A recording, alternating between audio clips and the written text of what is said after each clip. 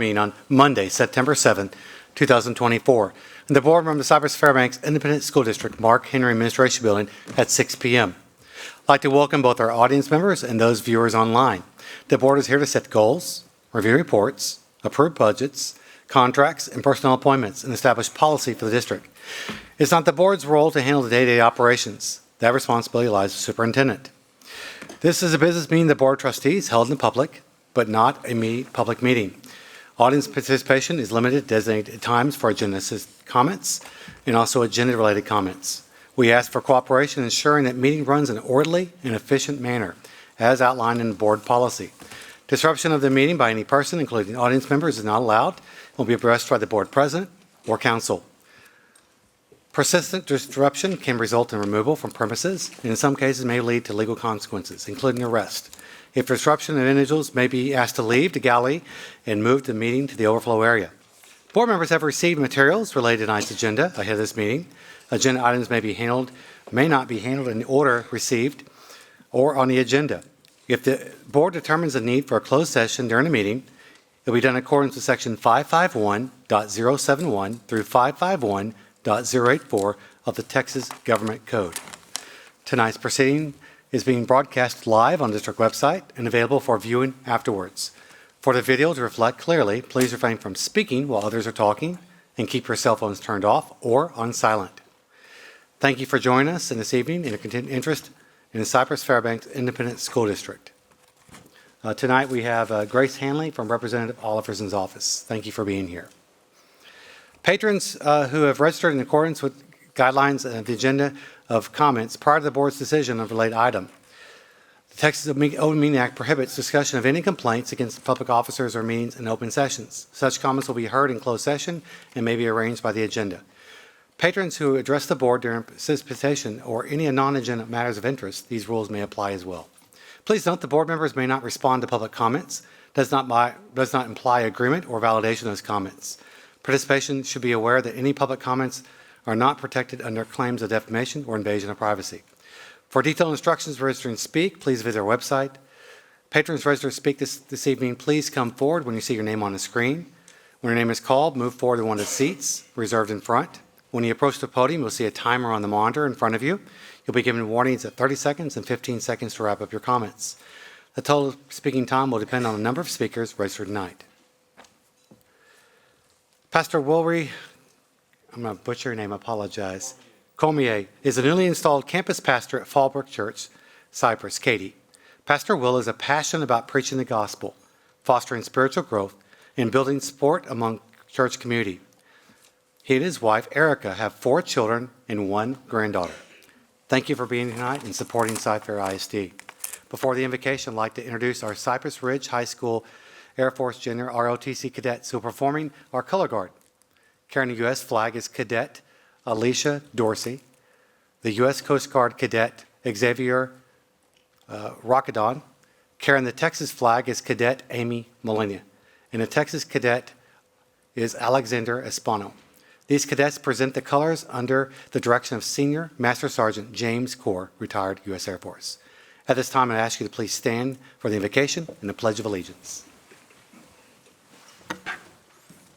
Good evening, everyone. Let us bow our heads in prayer. Dear Lord and Father, as we gather here tonight, let us take a moment to reflect on the purpose of our meeting and the importance of our roles in shaping the future of our students and community. We are here to make decisions that will impact the lives of many, and it is essential that we approach our task with wisdom, compassion, and a commitment to excellence. We ask you, God, to guide us with a spirit of collaboration and respect, recognizing the diverse perspectives and experiences that each of us brings to the table. May we listen with open minds, speak with thoughtful consideration, and work together toward solutions that benefit all. Since we are entrusted with the responsibility of nurturing the minds and hearts of our students, let us honor this trust by striving to create an environment where every student feels valued, supported, and inspired to reach their full potential. May our discussions tonight be productive and our decisions be just. Let us move forward with a shared vision of a brighter future for our schools and our community. We ask that you bless the work of our hands. In Jesus' name we say, amen.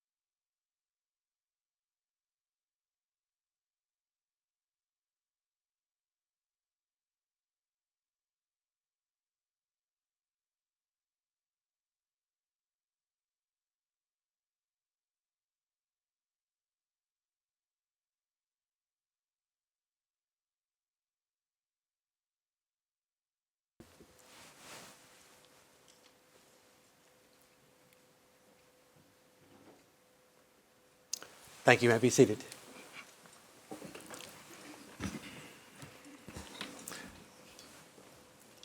Justin Ray will now read the district's vision and mission statement.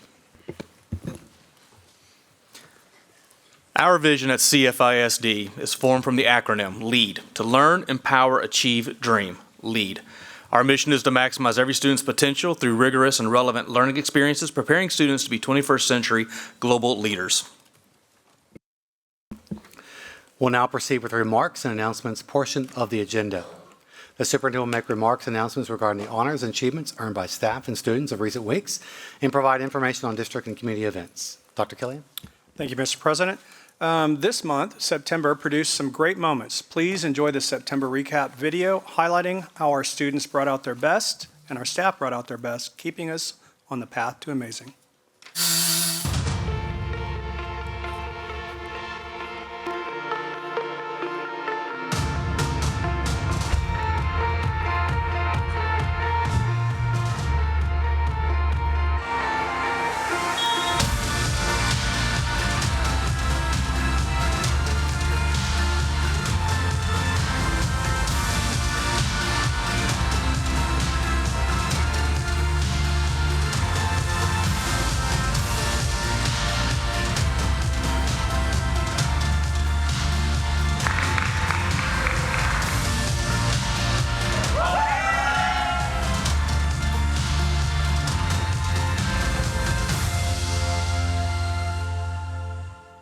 All right, this month's bringing out the best character trait for the month of October is self-control. Thank you to all the campuses for emphasizing strong character for all of our CFISD students.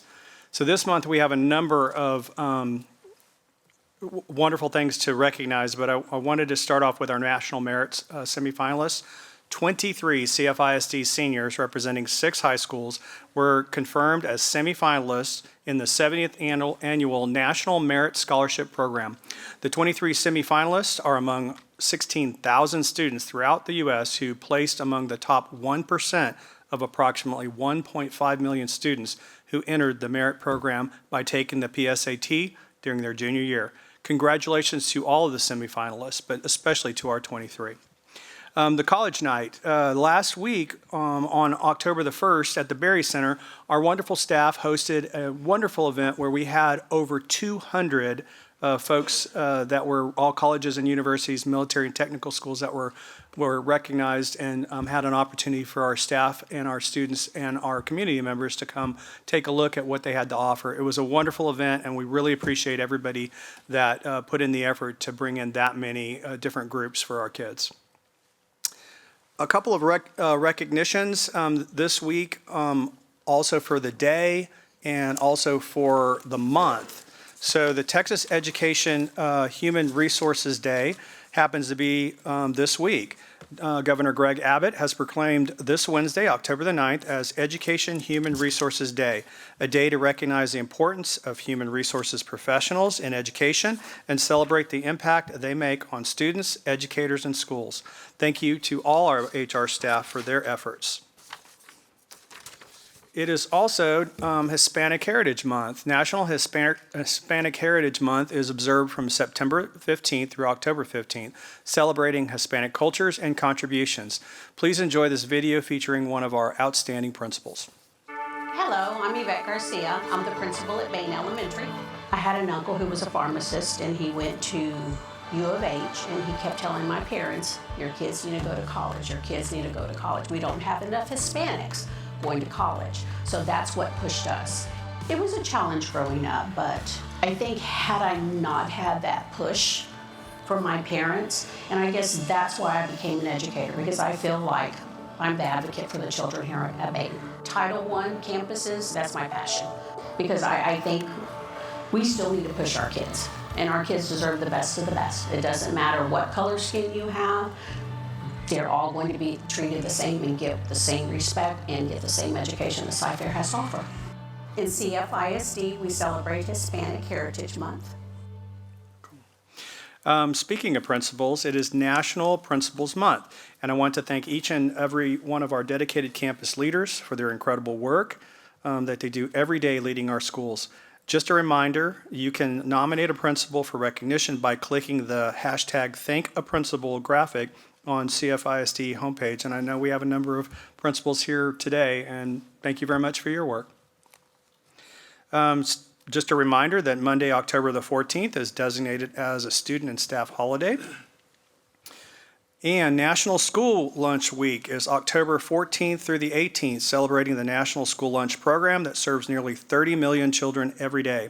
The importance of a healthy school lunch and breakfast is essential to the start of our kids' day and the middle of the day as well. CFISD Nutritional Services team serves more than 105,000 meals each day. This year's theme is School Lunch Pirates, Find Your Treasure. So thank you to them as well. It is also National School Bus Safety Week. October 21st through the 25th is designated for National School Bus Safety Week, a public education program addressing the importance of the school bus safety training. And the 2024 theme is Driving Safely into the Future. It's also Red Ribbon Week coming up. During the week of October 28th through November 1st, CFISD will participate in Wow, that's really good. CFISD will participate in Red Ribbon. Wow, I sound like Elmer Fudd. Red Ribbon Week activities. Wow. The National Family Partnership organized the first national Red Ribbon campaign as a way for people and communities to unite and take a visible stand against drugs. The Red Ribbon campaign, the largest drug prevention program in the nation, originated in 1985 and used a visual display of red ribbons as a symbol of intolerance towards the use of drugs. Sorry, I was a speech student when growing up, so obviously I resort to that every once in a while. All right, National Bullying Prevention Month. Along with celebrating Red Ribbon Week, CFISD will participate in National Bullying Prevention Month, a nationwide campaign founded in 2006 by Pacers National Bullying Prevention Center. The campaign is held during the month of October and unites the communities around the world to educate and raise awareness of bullying prevention. And finally, each month we're going to try to showcase a different academic program in the district. And this month, I'm so excited to see what's happening in our science classrooms. In Cypress-Fairbanks ISD, science is an exciting journey in every classroom. From elementary to high school, students are actively engaging in hands-on experiments and real-world problem-solving. Our science programs encourage curiosity and foster critical thinking, helping students discover concepts and ideas in dynamic ways. Science is about more than just facts. It's about empowering students to ask questions, think creatively, and explore the unknown. They're becoming the problem solvers of today and the innovators of tomorrow. The future of science starts here, where every student is on the path to amazing.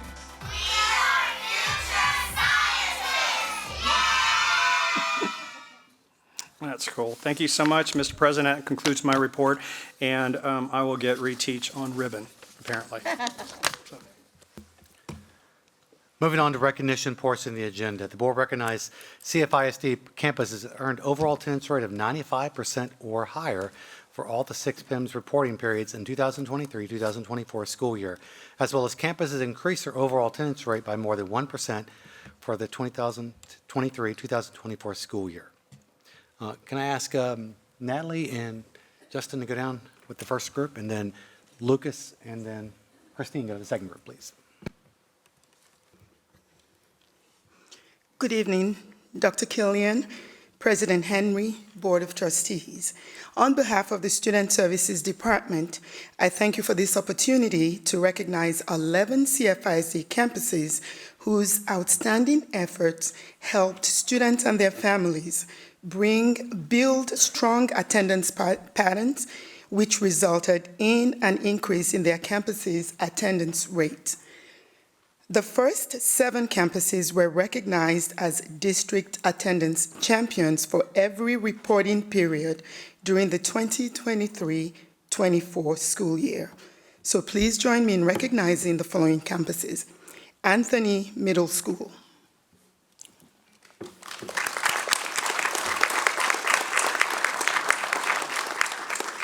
Smith Middle School.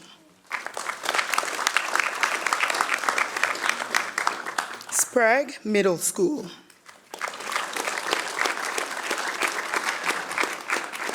Spillane Middle School.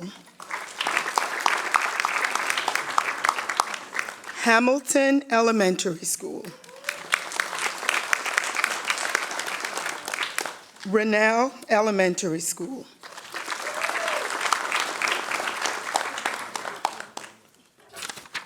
And Wells Elementary School.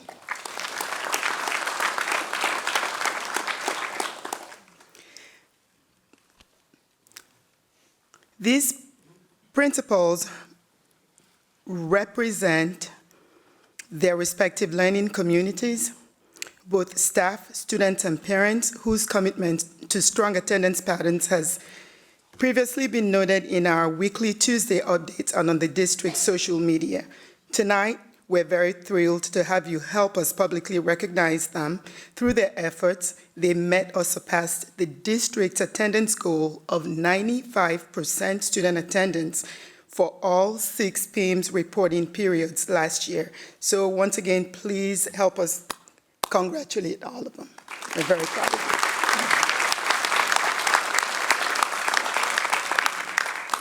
Thank you. We're also here this evening to recognize 4 campuses with exponential attendance rate growth.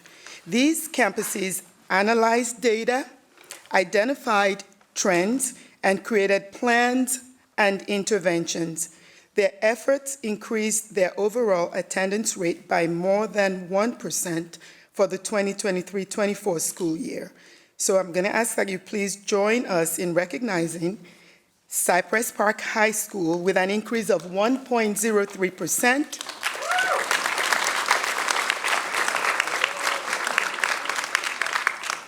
Holbrook Elementary School, an increase of 1.25%. Kirk Elementary School, an increase of 1.05%. And Walker Elementary School at 1.09%.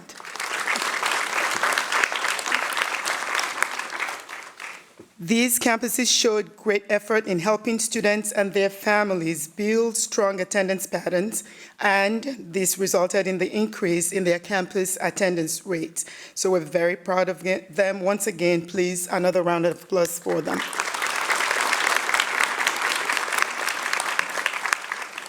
Thank you so much. Thank you very much, and congratulations to all of you. We'll now take just a very quick 5-minute break between now and the next portion of our agenda.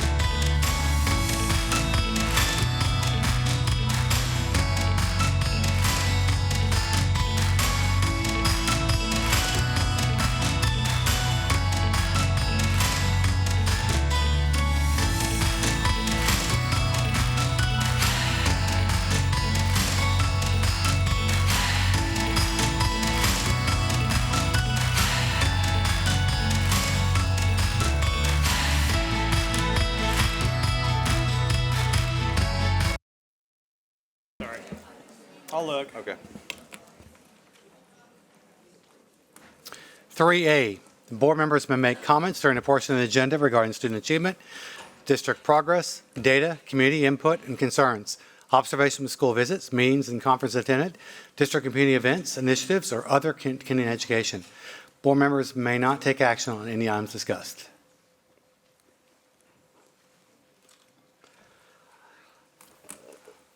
Start to my left. Julie, I'd like to go first, please. We'll start and keep going down the line. Good evening. Since I've started sharing my weekly activities around the district on my trustee social media page, I won't go through the list of events and activities here, but I do want to highlight some very important people who caught my eye and touched my heart recently. First, Coach T. Rogers. Coach T coaches Cypress-Fairbanks girls basketball team and some of the top players in the country. Coach T stepped up to fill a need by teaching life skills PE class. I saw her in action with her students enjoying an engaging and interactive class. And life skills PE is very special, very important because it gives students an opportunity to participate in physical activities that are geared towards their abilities and their skills, rather than just sitting to the side in a general education PE class. So this was a class that would not have been able to be filled or provided without Coach T stepping up and volunteering to serve, and I appreciate that. I also want to recognize Mrs. Gracia and Miss Cornelio. They are teachers at Bang Elementary. Last week, I watched them coordinate and support almost 100 parents who are participating in ESL classes for parents. These ESL classes take place on campus at night, twice a week, over several weeks. Learning English empowers parents to engage more with teachers at their workplaces and within their communities. So thank you to those teachers for giving their time and their energy in the evenings to empower parents. And finally, a gentleman by the name of Edwin Maxey. Mr. Maxey is an automotive services teacher at Cypress-Fairbanks High School. I first met Mr. Maxey back in, I think it was 2016, and he was a student at Cypress-Fairbanks. And he was a tour guide for School Priority Day. And School Priority Day was a day when we brought legislators, business people, people from the community to visit our campuses to see some of the great programs that we offer at our schools. And Mr. Maxey was our student guide. Mr. Maxey graduated from Cypress-Fairbanks, went into secondary education, and worked in private business for a long time, and he has returned to Cypress-Fairbanks to be an educator. Mr. Maxey has a unique story that he has shared in a video with the district where he has shared the many hardships that he's overcome, and he shares his story with his students to encourage them to also overcome the challenges that they're experiencing. His story gives hope and encouragement to others and is a testimonial for the importance of public education. I'm deeply grateful for all of these educators and all CFISD educators who are making a difference every day in the lives of students and their families. Christine? Good evening, Cy-Fair. Once again, I come to you with a heavy heart for 3 of our own students and their families, either as walkers or bike riders or bus riders in the last week who were injured trying to get to school. These did not occur on school grounds, however, the fact remains that transportation in our district continues to be challenging. Drivers must know that a school zone and within 2 miles of any school, they must be especially vigilant and pay attention to what is going on around their vehicles. Please stay off your cell phone. Please obey speed limit and traffic signs.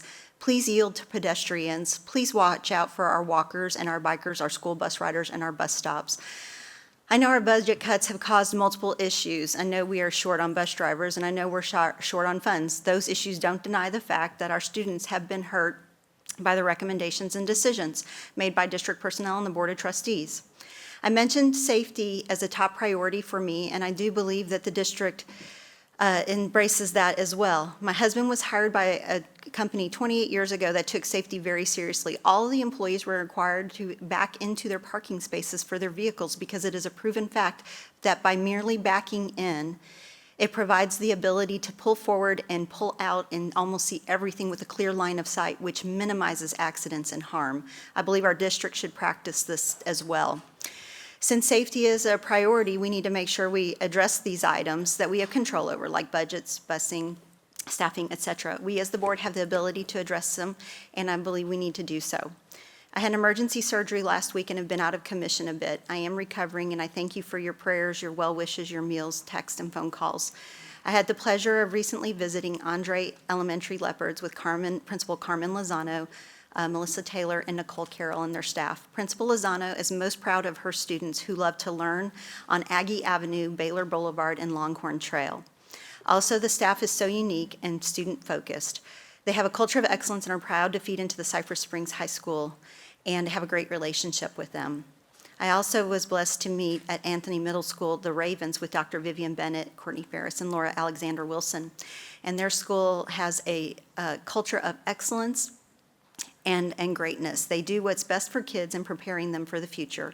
Their teachers are wonderful, and they work hard in preparing the kids for the future. I had an amazing tour with 3 top-performing students and was amazed by their library and their librarian, Christy Munger, and their fine arts and CTE departments. Today, I was blessed to visit Cypress Creek High School Cougars with Principal Martin Drayton and Assistant Principal Kay McDowell, who are both so positive and uplifting. I was given a tour of their school by 7 outstanding upperclassmen who showcased their AP classes, their audiovisual department, their UIL award in the Young Filmmakers category, and I was even able to vote on one of their projects.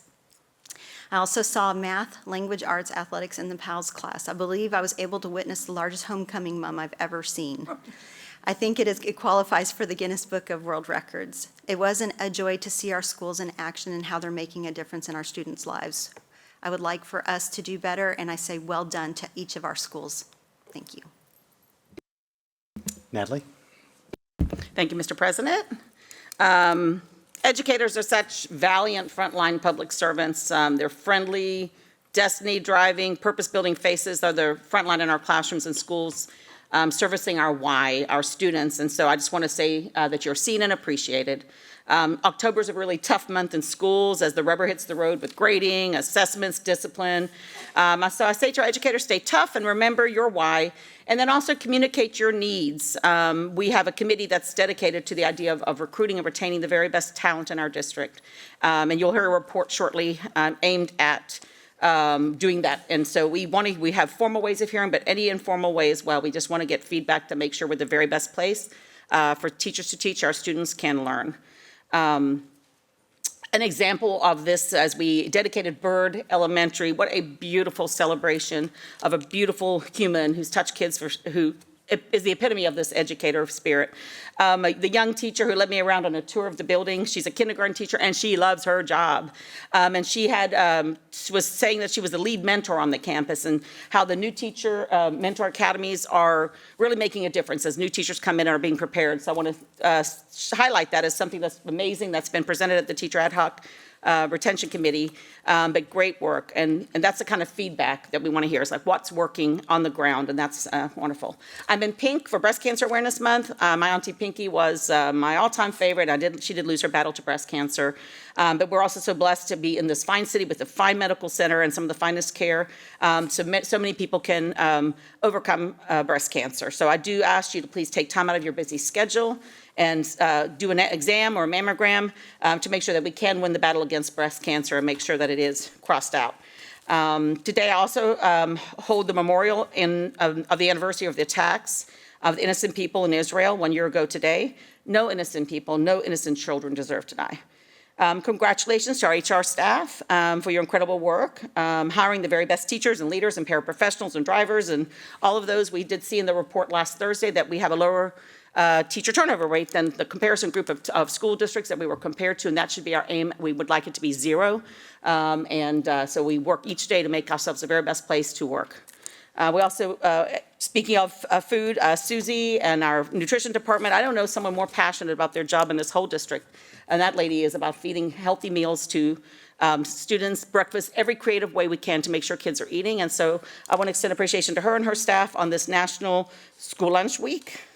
And also our bus drivers. Obviously, that is a shortage area, and I'll address something about transportation in a moment. So during Safety Week, we thank them, and we just want to make sure that each one of them can spread the word about the job that they get to do with kids every day. It's not an easy one, but they're resilient spirits so that we can recruit more people to come and drive buses for us in our school district. With regards to our budget and safety, I am concerned. I've had so many, such broadband questions coming from places, not just the usual voices, but lots and lots of voices. In fact, the Boy Scouts just asked me about transportation and providing transportation for kids. Heard from a paraprofessional I worked with 20 years ago who lives in our district, hadn't had probably 3-4 years, but witnessing a parent over there about Cypress, North Houston by Branch who was trying to stop the traffic, and she was so concerned that there was just an altercation was about to happen. So I am worried about safety. I think this board made a logical decision to cut transportation based on the budget forecast. However, the timing of the decision, the lack of ability to plan was tricky. So I don't think this, so from my perspective, and I have been an administrator. I've been in district administration, and so I understand the perspective of administration. We give incredibly challenging goals, and you can see it in the agenda. You can see the new board monitoring goals and system. We're driving administration to walk on water and, heal people basically, because it's very challenging to get achievement to the levels that we're asking. So it would always be logical as an administration for us, and I sat in many board meetings carrying that burden, right, of goals. And so there was never enough money, there was never enough time, but there were never enough resources to get those aggressive goals accomplished as an administrator. And our job is to push and provide for the administration to do that. But as I serve in this role of trustee, it's different. I'm trusted to represent the values, the needs, the desires, of the citizens, the taxpayers, the parents in our community. So my job is to ask different kinds of questions. I do not support raising taxes. The economy has people burdened. And we say it often from this dais that many of our taxpayers are our teachers and paraprofessionals. And so I'm not, the idea of giving, taxpayers, they got, our staff got a minimal raise, and our state leaders also took action for several months in Austin to provide taxpayer relief as a priority.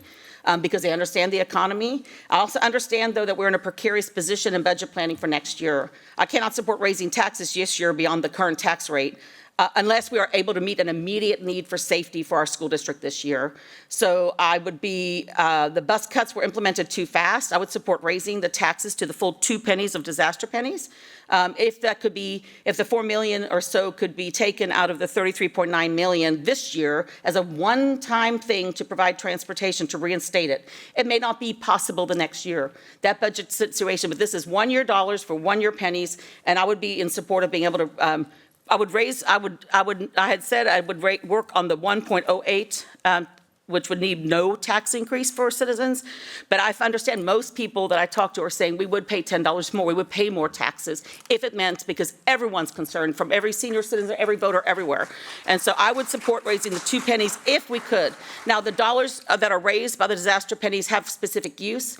And Karen was telling me, I think, what amount is in that? Oh, this is board comments, so I can't ask questions. But basically, if the amount for insurance, deductibles, and premiums is more than that 4,000. It should be money that could be offset, and I would like to see it. It might be just as traumatic if it had to come up the next year as well, but at least it'd be time to look at crossing. We have HOAs can look at sidewalks. We have the commissioner's offices that can look at adding sidewalks and lights and striping, just so that we could have a true strategic plan, a true business-like process of making sure that if we had to launch it again, that we would have a way to provide for greater safety.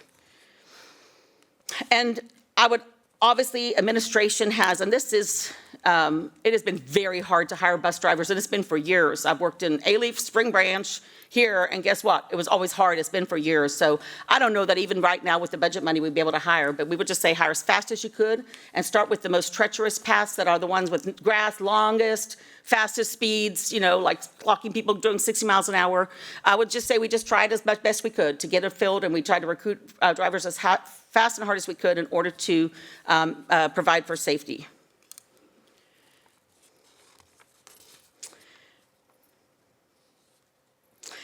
We are, as we will go into committee reports and reports later, I just wanted to say great job, Christine, Julie, Doug, Teresa, Linda, Christine, Dr. Stewart, everyone who works on the Academic Safety Vision and Planning Committee. And Teresa, really strong, creative, effective, quick work. I'm really putting together a framework for student outcomes-based governance where we can really make the main thing the main thing. It's actually revolutionary. I think it's something that when we can really hone in on the outcomes for our students, but make sure that operationally we're still super effective as a school system, I think it's the best work for a superintendent to be able to know what matters most. And so I'm excited for you guys to hear the plans, how we can look at reading and math and college and career readiness, of course, writings with reading, and really making sure kids have a plan for their future and feel like they have a purpose and that they're working towards something. And so congratulations to that group. I really appreciate working with the committee and the administration, and I hope that everyone will be able to see that, provide feedback, and really understand too that it'll mean that there's reporting frequently. We won't just wait till the end of the year when the scores come out and be like, oh, it's an autopsy. We'll be able to hear as we go if kids are making the progress they need to. And if kids are struggling to read, if they didn't leave third grade reading on level, if they didn't leave whatever grade, that we will know that and we'll continue to monitor that and make sure that kids will be able to read, that is on our radar if they didn't make it yet. And so I'm super proud for the group and the work and the spirit behind it. Also serve on the governance committee, and I want to appreciate Justin Ray. He had really smart leadership of this committee, like a lot of wisdom. He's been a mayor, and it really showed.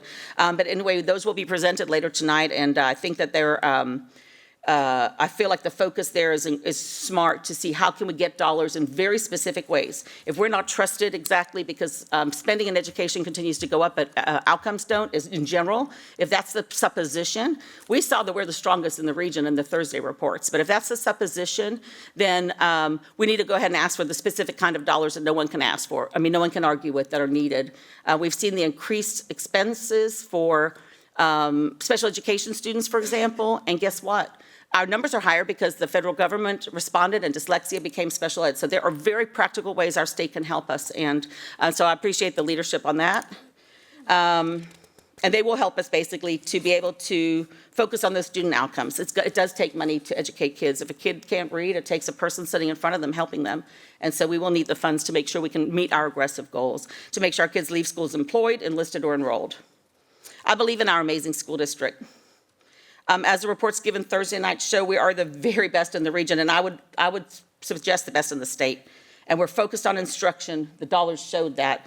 The decisions have been to make sure our kids, we focus on teaching and learning, and that's why we're outperforming. And our teachers are staying with us at a higher rate because they believe in being able to bring in the best in each student on our path to amazing. So I feel so optimistic and so excited about the future of our school district and our ability to meet the needs of everyone up here, all the administration, and all the community, that we can do what we have set out to accomplish. And Scott, I should provide the ad hoc committee report right now? Yes, if you could, please. Sure. Okay, I want to thank Teresa again, the whole team, actually most of the district leadership is part of this ad hoc teacher recruitment and retention committee. We actually have not had a meeting, but there's been an incredible amount of action that has happened because from our initial meeting, we laid out a SWOT analysis which said what were the strengths, the weaknesses, the opportunities, and the threats. And the administration has been running down the opportunities ever since to see what we can do to continue to recruit teachers. So some of the activity has been a marketing campaign, and this is going into, you'll see that we've been able to cross the work of the different committees over, and that will be included in Guardrail 3 and Performance Objective 3.1 to really make sure we're not just our district, but just the incredible profession that is teaching. We have a teacher ambassador program, and that's included in Guardrail 3, Performance Objective 3.1. And the communication team is working to develop a marketing toolkit and assets for campus-based staff. The focus is not only being an ambassador for teachers, but being an ambassador for the school district that can help us to recruit candidates to our district. We have the student educator prep programs. The HR team has done an incredible job of really working with universities and other bodies to develop several partnerships. And those interested candidates are able to pursue a degree in education, such as the teacher residency program. Also, we've discussed the possibility of a college academy offering a pathway for an associate's degree in teaching, leading to a bachelor's, and we're working with community partners on that. We also had a focus on a legislative action. So although the teacher recruitment and retention is not addressed specifically in our legislative priorities, specifically though, the increase in funding in the areas identified there would allow us to be more flexible with our general operating budget in order to address compensation for employees. The teacher incentive allotment is a huge undertaking, and I congratulate again the administration because we're in this process. As you know, the district developed a local designation plan that was approved by the state. And next week, big feat, we will send teacher performance and student growth data over to Texas Tech for validity and reliability review, which is part of the process. And once we hope to hear in early spring that our data passed the test and that the teachers who earned a designation, which teachers earned a designation. And that designation comes with money, amounts of money that are provided by the state directly to teachers with a little percentage that goes, can be assigned other ways. And depending on the census data that says how much poverty and how much challenge there is as a school, teachers can earn up to like $22,000 or $3,000 if they're exemplary, amazing teachers in the most needy schools. And so I do hope that this is something that our teachers can really take advantage of and earn large amounts of money. The goal of the state was to have 100,000 a year teachers, and I hope we have many that will be able to qualify. The outside of CFISD, the local designation system, at this point, people who came in from other districts, we have 23 national, and ones who worked on it here, Dr. Gorey's team, we have 23 national board certified teachers with recognized designations, 16 teachers who came here with a local designation from the prior district, 6 recognized, the 23 were done here in Cyfair. And the six are recognized, 6 exemplary, and 4 master teachers that were recruited by our HR team to our system. And additionally, we have 36 candidates enrolled right now in our national board certification training cohort 4. And the candidates from Cohort 3 submitted their portfolios in May and will receive results in December. So we hope to increase our number of national board certified teachers who then also qualify through that process for the funds. The teacher time study has been incredibly important information. Teachers told us what they were worried about. And in January, the district contracted Hanover Research to administer the teacher time study survey. In the spring, the committee reviewed the results of the survey together and revealed that the administrative workload, in other words, compliance, discipline, and special program documentation, and instructional planning, for example, lesson plan documentation, teacher planning time, were the 2 common themes or areas of concern for teachers. Since a review of the results, the administration has convened a focus group of teachers and principals to dig deeper into the areas of concern and to develop recommendations that they'll bring to the committee and plans on ways to address those concerns. And finally, we had the DEIC met last week, and the instructional calendar was an area of concern and discussion. And so the committee has already discussed the instructional calendar as a super tool. You know, it was discussed, and we had to consider parents and their changes, but we also really, as we look at the priorities, having a quality teacher is the highest priority. And so making sure our calendar meets the needs of our educators. So the calendar, in conjunction with the teacher time study, is going to be an important recruitment and retention tool. And the DEIC is working on development of an instructional calendar under Linda and her team's leadership to present to the board before the end of the first semester, so that there's plenty of time for us to be able to get that feedback, give it to teachers, get the community feedback. And so that is a report from the Ad Hoc Teacher Recruitment and Retention Committee. I thank you for the privilege of serving you, and it is Stop Bullying Month, and I hope that we can all stop bullying. Thank you. To my right, Todd. Would you like to go next? Followed by. Go ahead, Justin. Good evening, everybody. It's good to see everybody here tonight. Welcome. September's been a busy month for everybody, both myself and for the board and for our district. Football games, band activities, school visits. It's been a very, very busy month. I love going to campus visits. It's one of the best things I do, getting to meet with campus leaders, get to meet with the teachers themselves, learn firsthand about the challenges, the opportunities, what they have going on in their campuses. It actually makes us better trustees when we have those visits. Had a great visit with Danish Elementary School, actually named after my elementary school principal, Mr. Danish. Principal Dalton and her excellent team there. Rowe Middle School, with Principal Carew and her team, and Wells Elementary with Principal Fisher, as well as the representatives of their student council who gave a fantastic tour. So thank you, everybody, for your hospitality and for all the feedback. Speaking of feedback, when I do meet with campus leaders, I tend to ask a few things, and there's several themes I hit upon with every principal. Lately, of course, it's been transportation. You know, how the transportation changes affected their campus and their response. The feedback was positive. I'm impressed with just the adaptability of our campuses and how they're working through these challenges. And it really is a testament to campus leadership as they're working through this. And so I want to give a shout out to all the campus leaders and the teachers who are working to get through some of these transportation challenges. challenges. One of the things I talk about as well, and it kind of dovetails into a little bit about what Natalie was saying, was teacher retention. What are the issues their team is seeing regarding teacher satisfaction and retention? What things can we implement as a board? What things can we do to help them support our teachers and to make sure that we attract good talent and keep good talent in Cy-Fair, and their insight is very, very, very valuable on that issue. And of course, budget and funding. Look, I mean, we're going to talk about it a lot, but we discuss our district funding goals and our advocacy with our campus leaders when I'm on campus with them. And one of the things I want to do is I want to reassure them, and I want to reassure our teachers that, this is a priority and that this is something that we're tackling, because they need to be reassured that the district, that they'll have jobs, the district will continue, and we're going to continue our goal and to educate the next generation of Texans. My governance committee report this evening, we met on September 17, 2024. We had 3 items on the agenda. One was we discussed our legislative priorities. We will discuss that later tonight during a presentation. The 2 other issues we discussed were about board members appointing family members within 3 degrees of consanguinity or 2 degrees of affinity to participate in board or district committees.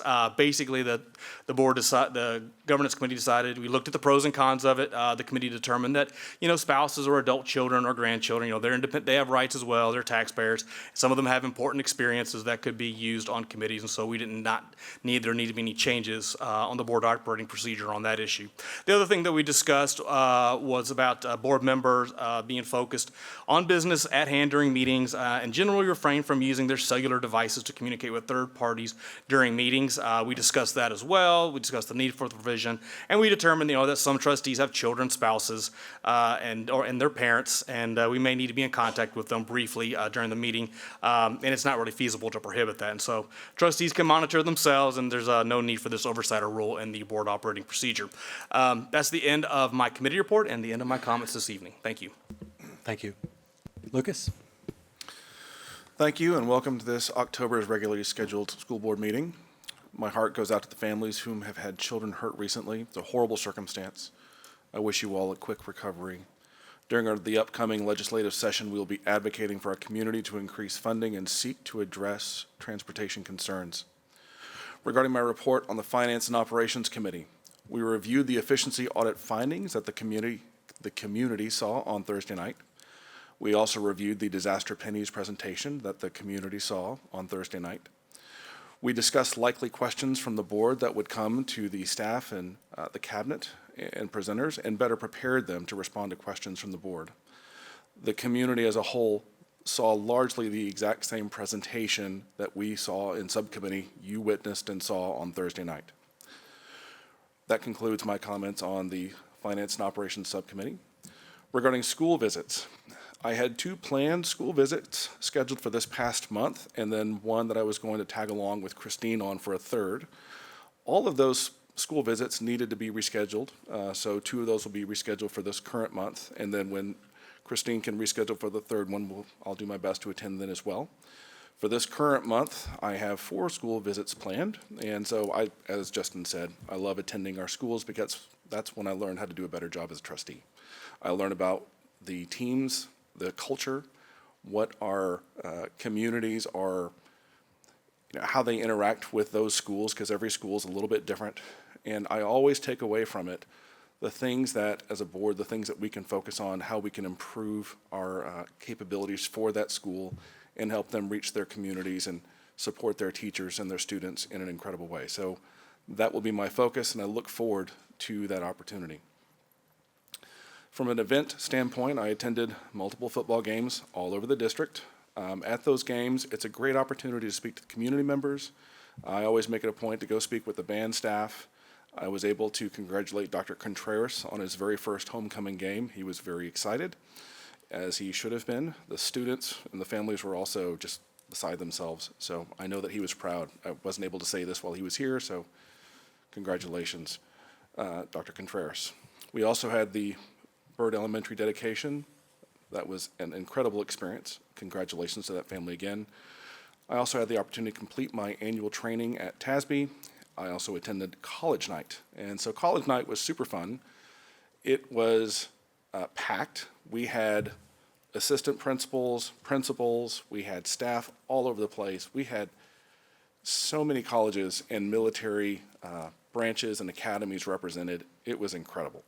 And as I walked around and listened and really just watched the parents interacting with their students, it was great to see all the parents engaged in helping their student plan for their next step in their journey. So thank you to all the staff and admin for putting such an incredible event together. It was well received and attended by our community. That was really, really helpful. Lastly, I had the chance to attend the Cypress Creek Theater presentation of The Secret Garden. It was incredible. The students put together the set in their school library, and the art students put their artwork on display aligned to the theme of The Secret Garden.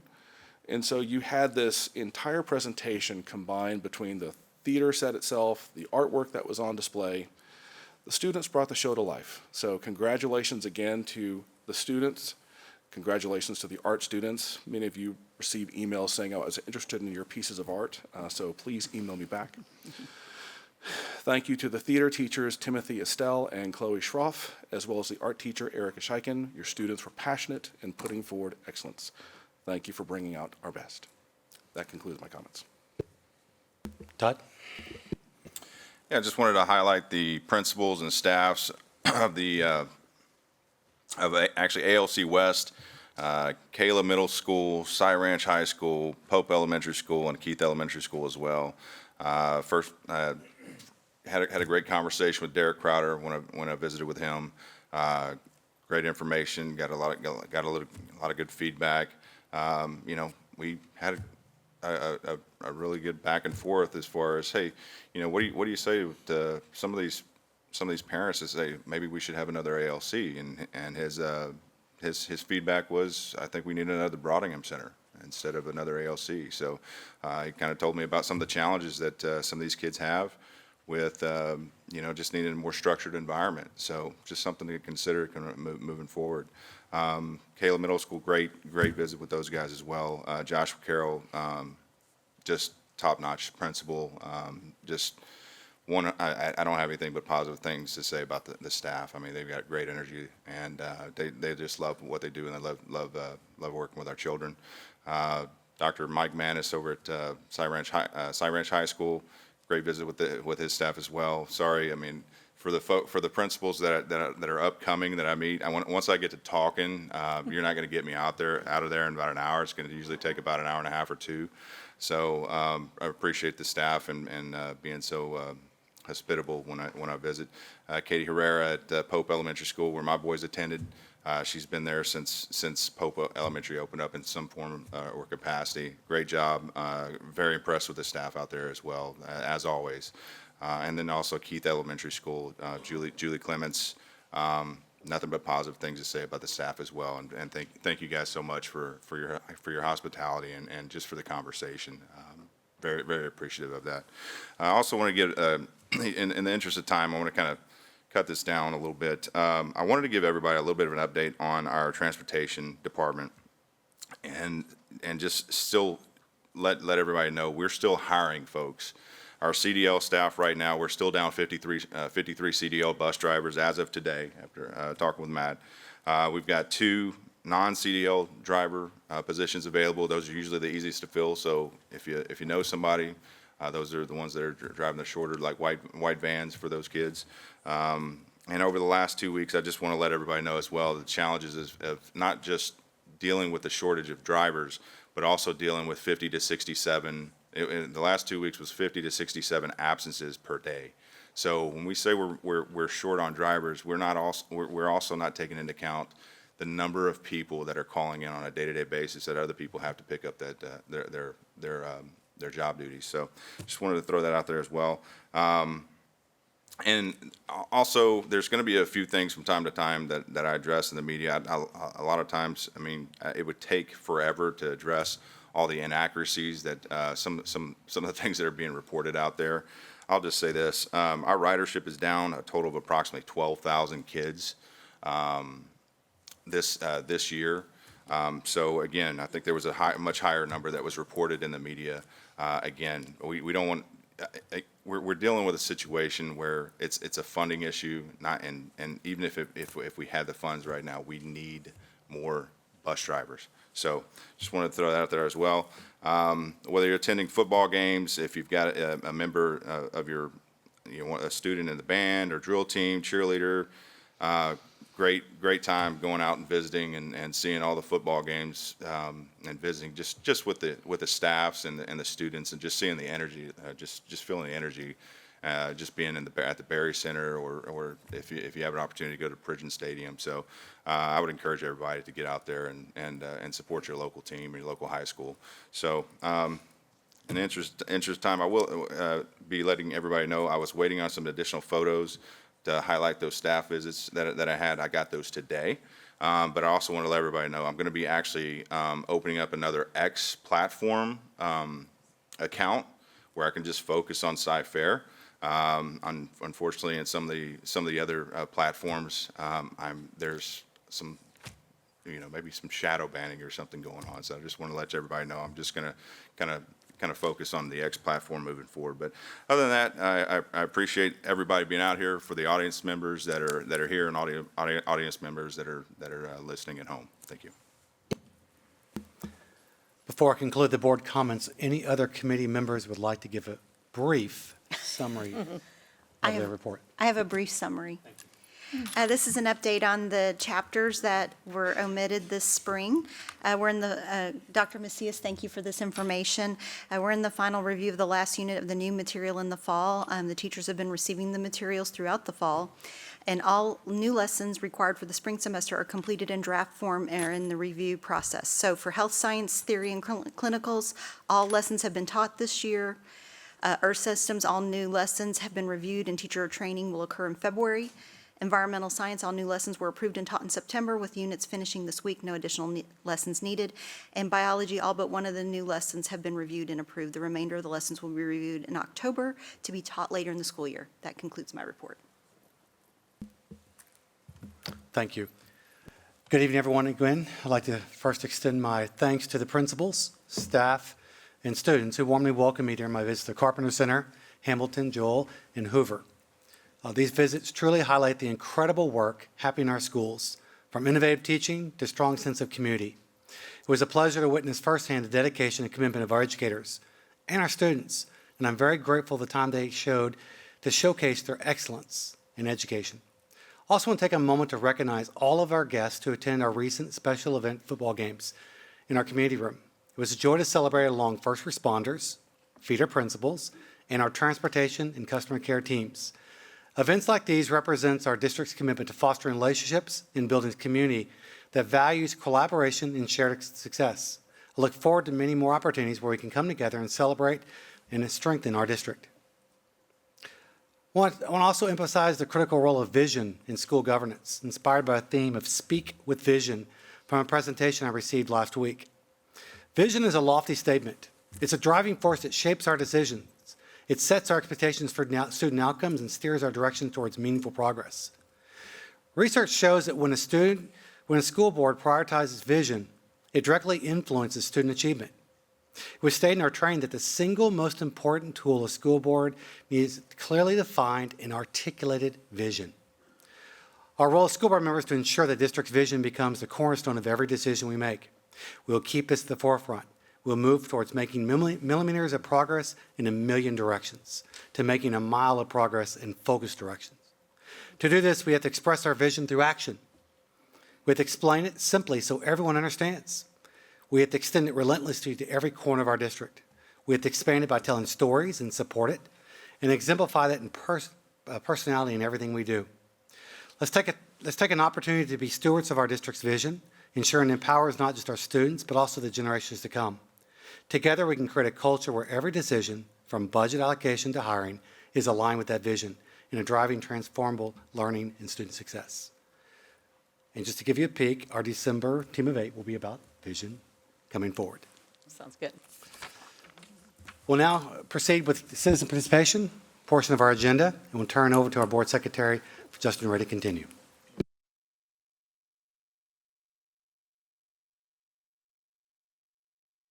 I think so.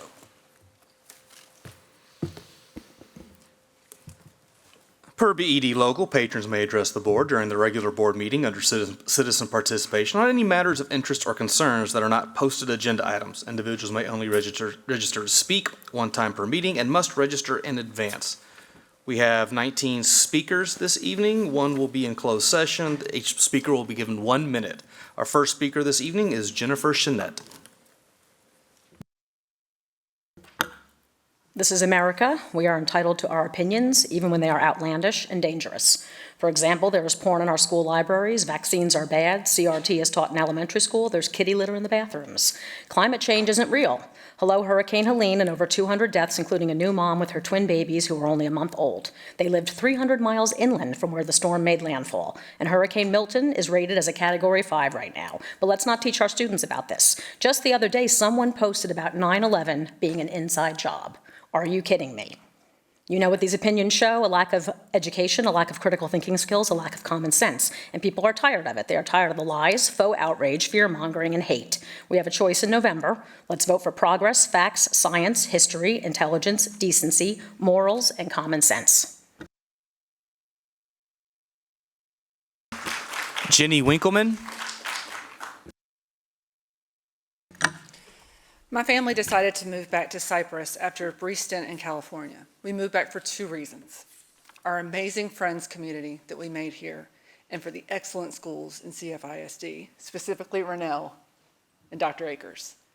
What I didn't realize is this board has been hijacked by a bunch of Christian nationalists who hate public education and sit up there giving false platitudes and excuses. 3 kids were hit in 1 week. And you're up there saying that the budget cuts were the right thing to do, and that backing into parking places should be a priority? We need action, not excuses. You don't represent my values. My values include upholding the Constitution, including the separation of church and state.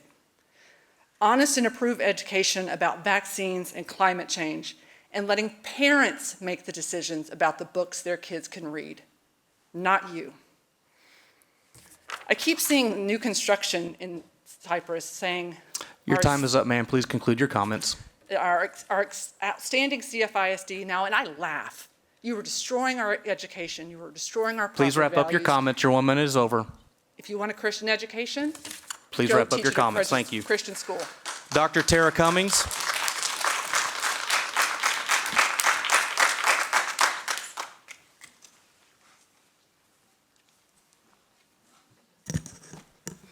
School board seats aren't on the ballot this November, but the upcoming election is crucial for the future of CFISD.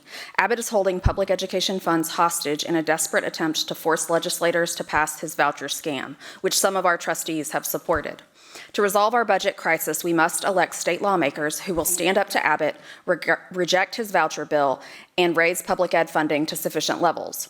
For CFISD pro-public ed state candidates are Sam Harless, HD 126, Brett Robinson, here tonight, HD 130, running against incumbent Oliverson, Chase West, here tonight, HD 132, running against incumbent Schofield, John Rosenthal, HD 135, Stephanie Morales, here tonight, HD 138, running against incumbent Hull, and Penny Morales-Shaw, HD 148, she's the incumbent. Voting information can be found at harrisvotes.com. Early voting runs from October 21st through November 1st, and Election Day is Tuesday, November 5th. Vote like CFISD depends on it.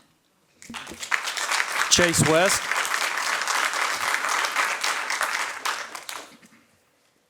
Go ahead and turn it on. Thanks for having me tonight. Yeah, I feel like a broken record up here. We've all been contacting our legislators, the governor's office, you guys. Nothing has happened to make anything better. And the only thing that happened is, kids have gotten hurt. We don't have time to sit here and try to figure things out. When I was a kid and I didn't know the answer to a math question, the teacher said, figure it out. And that's what I had to do. And that was fine. That's how I learned. But also as a kid, we used to play games on the computer. If you wouldn't play Oregon Trail, a real simulated version with your kid, don't play Frogger with these people's kids. That it's not right. You know what to do. You've all shown you know what to do. So that's my 2 cents. Melissa Palomares.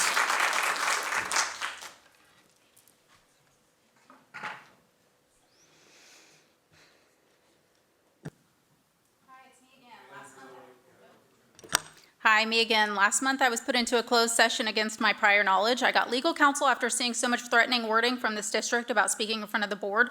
When signing up to speak, we're questioned on whether or not we'd be speaking about a specific board member or employee. My answer was yes, as I was there to discuss an issue that at that time only involved one trustee. Granted, that has changed because apparently my words didn't strike a chord with all of you. Did it apply to all of y'all? Absolutely. Now, the question wasn't whether or not we'd be saying any names. I get y'all are getting a little Sue happy and are itching to hit up the local courthouse with defamation cases. However, my speech wouldn't have led to that, and despite all that, I was put back into the back conference room. That same evening, y'all had a lot to say about posting online, how it does nothing, and emailing is what makes a difference. So the Tuesday morning after the board meeting, I emailed the board asking why I was put in a closed session, and I didn't receive a reply until late Saturday night from one trustee essentially saying, thanks, I'll forward it to admin. Didn't answer my question, why was I put into a closed session? So I want to remind y'all that when we post on Facebook, we get responses from you. They might be rude, but at least we get something. Don't tell us to email if you're not going to respond. It's bad enough we're being censored in this room. Don't try and censor us on social media. Your time is up. We Thank don't you. work for you. Thank you. Stephanie McDonald. Stephanie McDonald.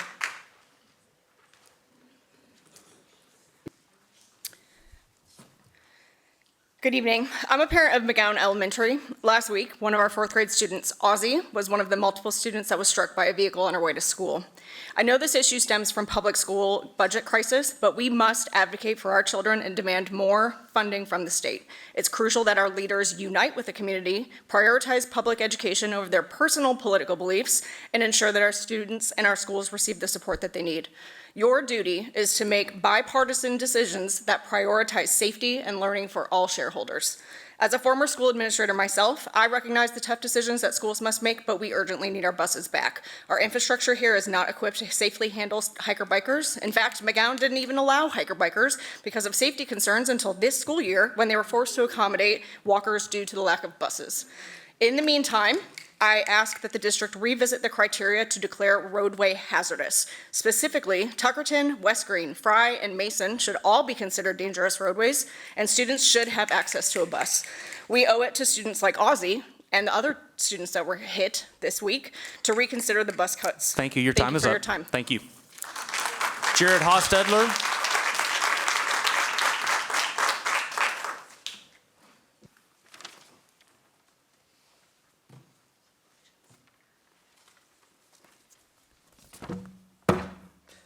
During the last month's regular school board meeting, the crowd was holding at least 20 different signs like this one during board and citizen comments as part of our protest and awareness of these dangerous walks to school resulting from your bus cuts.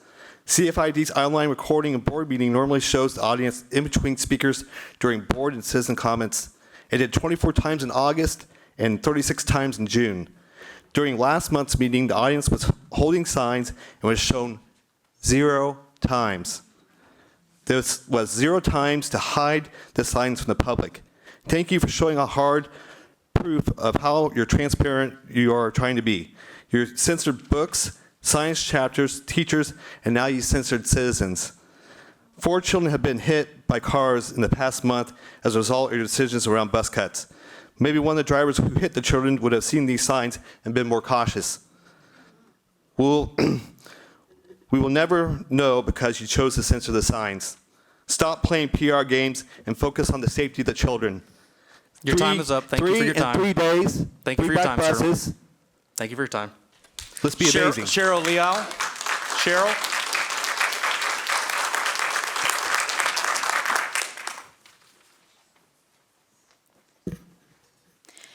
You said funding is the issue for bus.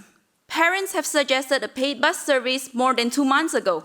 The district said it will take time to research to see if paid bus will work for the district. You sit on your hands while in the meantime children got hurt. Obviously, the district did not take any time to research the impact of bus routes removal on student safety. You just did it. You exercised caution moving to a paid bus, but bus removal is just a knee-jerk reaction to satisfy budget needs at the cost of student safety. Is student safety the utmost priority for you? Really? Bus is a necessary safety item, not a luxury. After you install the necessary safety infrastructure and evaluate the dangers on each route, you might be able to call it a luxury for some routes. You have not done this, and this lack of planning has caused children to get hurt. Start doing your job. We want to see actions by the next board meeting to reinstate all buses, to keep all students safe again. Thank you. Lisa Abuka.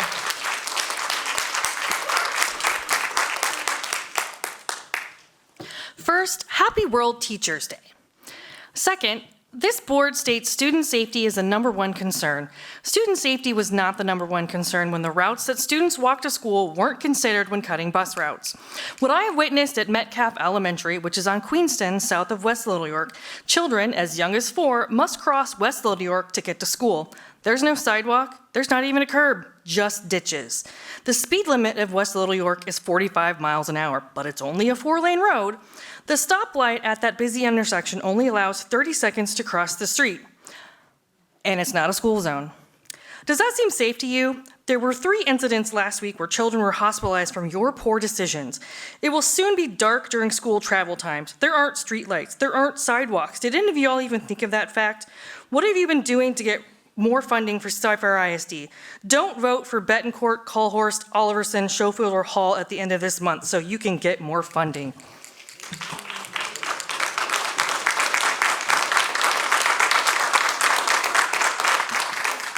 Barat Reddy.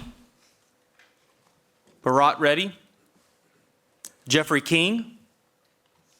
Oh, nope. Jill Center.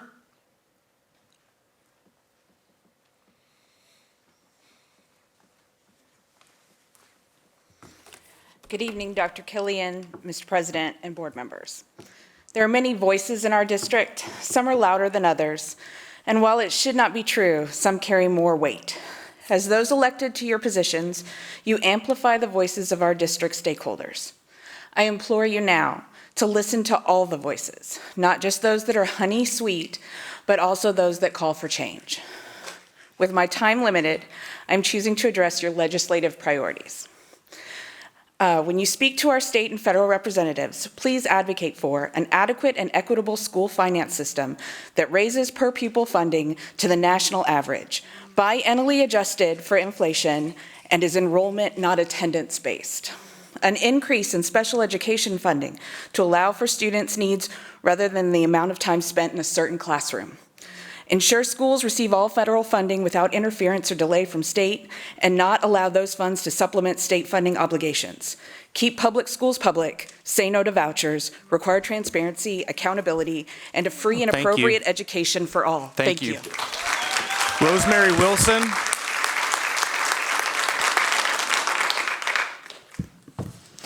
The situation is getting worse at my school. First, the traffic in the intersection of Pine Falls and Sunny Ridge is absolutely terrible. Cars waiting to turn onto West Road build up into the middle of the intersection, which is unsafe and illegal. Cars that decide to wait behind the crosswalk instead of that sit beside the car line, causing the visibility of approaching cars to be obscured. By the time the crossing guards get out, there's already many students waiting by the gate. Secondly, I miss my librarian. She has to work at 2 schools, so I only get to see her every other Wednesday. Several students, myself included, have been chosen to be junior librarians for my school because my librarian is overworked. This is not fair. I enjoy helping my librarian, but the fact she's expected to do double the work makes me disappointed. The point of the people on the board is to ensure students' safety and learning. Right now, the fact I don't have a bus is exactly the opposite of that. Please bring out the best in our school district. Julie Ricks.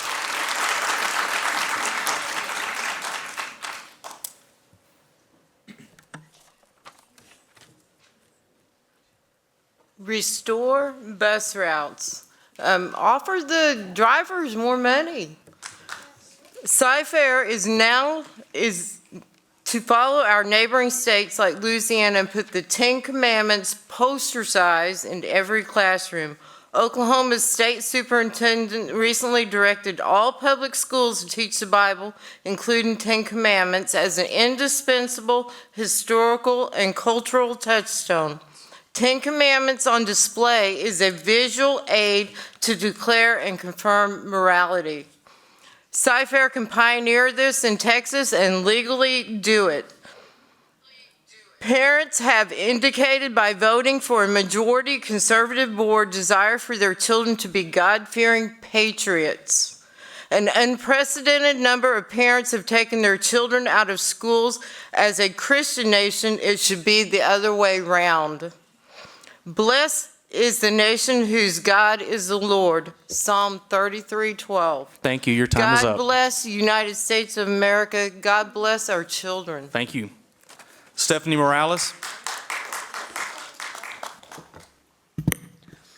Children being run over on the way to school is absolutely unacceptable, and the way the district has handled it is appalling. Accidents happen. I know this better than anyone. My own teacher mother was run over in her teacher parking lot by another teacher who didn't see her because of the sun glare. However, the email sent out by the district after multiple children had been run over put the blame on children and drivers rather than the district taking any responsibility for not having a safe route to school. Knowing that my opponent in November, Lacey Hull, failed to come through with funding for this district and that transportation was going to be cut, why didn't the district partner with the community to create a safe walk program, much like the one in HISD after the murder of Josue Flores? I'm a former Harris County prosecutor. Did you know that 12% of children who are abducted in the U.S. are abducted at bus stops or walking home to school? Is it going to take a missing or a killed child to bring back safe and reliable transportation for our children? Thank you. President Tom Jackson.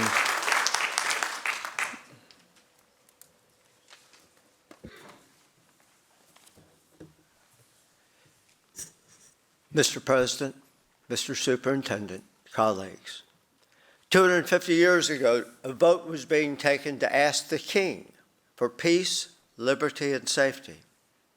Today, I ask you to vote for funding and helping to safeguard academic attainment for the students and safety. Previously this year, you asked teachers to sacrifice with a smaller raise and more work. You asked parents to sacrifice with transit to and from campus being much more difficult. Tonight, ask the taxpayers to sacrifice the least of all to help safeguard academic attainment and the safety for our students. On a side note, consider asking Austin to recalculate the funding and the manner in which the formula for the OHE is taken on a net, not a gross. Thank you. Thank you, President Jackson. Brett Robinson. Hello, my name is Brett Robinson, and I'm running for state representative for District 130. Many of your candidates are present today. They are on the ballot in November. Unlike my opponent, I am here tonight, and I have been present for a while now. I am a product of this district, and I care immensely about it. My heart goes out to the victims and to the parents who are worried that their child could be next. At the risk of stating the obvious, the governor is a Republican, lieutenant governor is a Republican, the state house is Republican, the state senate is Republican, and this board is 6-1 conservative. It will take a new generation of leadership to bring our buses back and to adequately fund our public schools. I want to remind everyone that early voting is October 21st. Please vote early. Thank you. Catherine Cohn.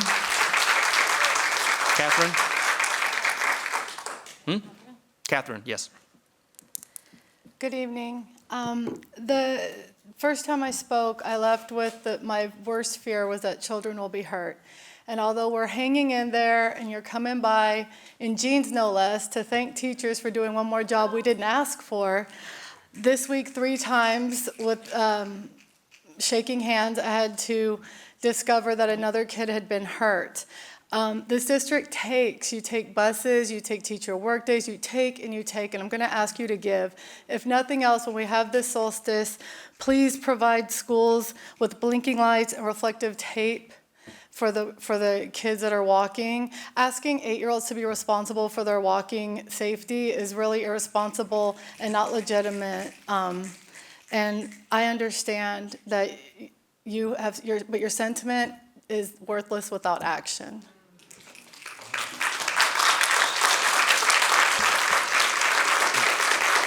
Item 5A, Under reports was presented at the board work session on Thursday evening. We do have one speaker for this item. After speaker, we'll then proceed to item 5B. Ashley Bunker, you are up.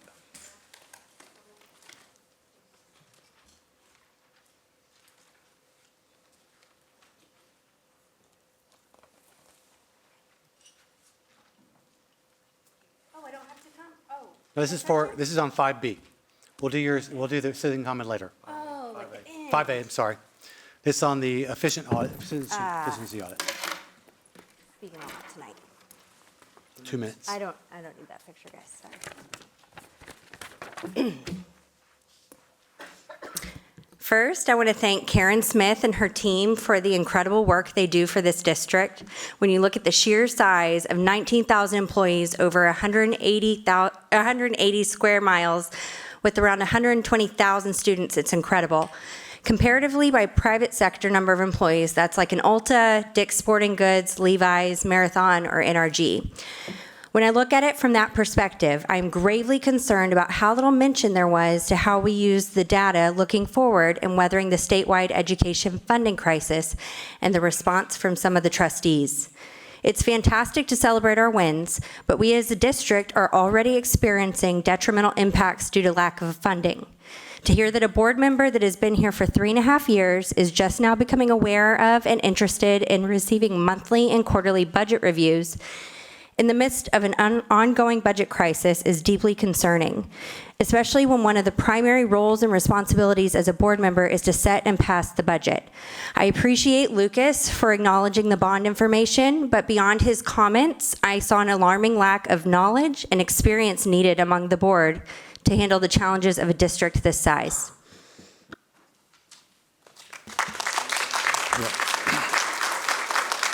5B.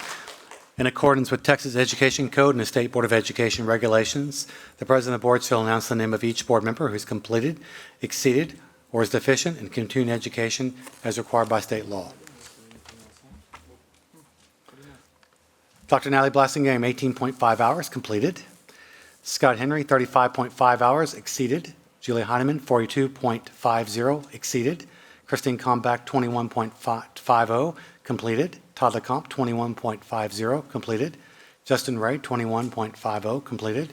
And Lucas Scanlon, 14.50, completed. On a side note, would like to thank all of our trustees who attended our training that we had previous week. Also like to thank Holly for our training efforts. We would truly appreciate your dedication and your hard work you put in to be an essential part of what we do.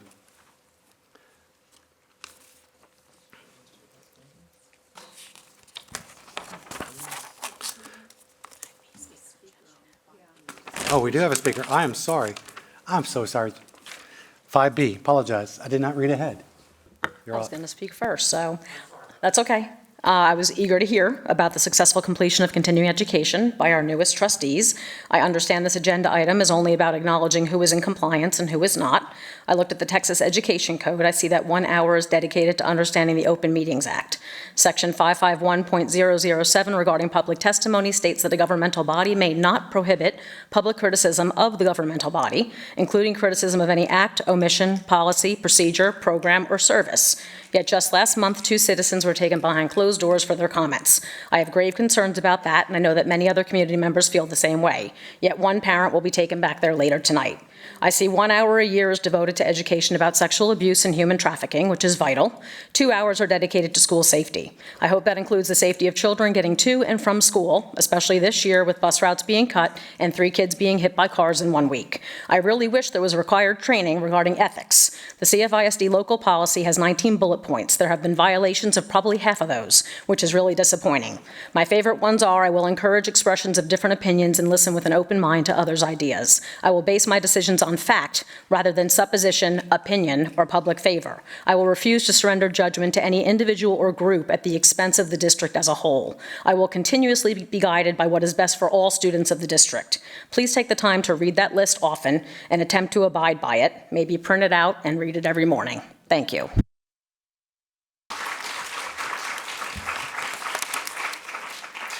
The public hearing portion of the agenda was presented at the board work session on Thursday evening.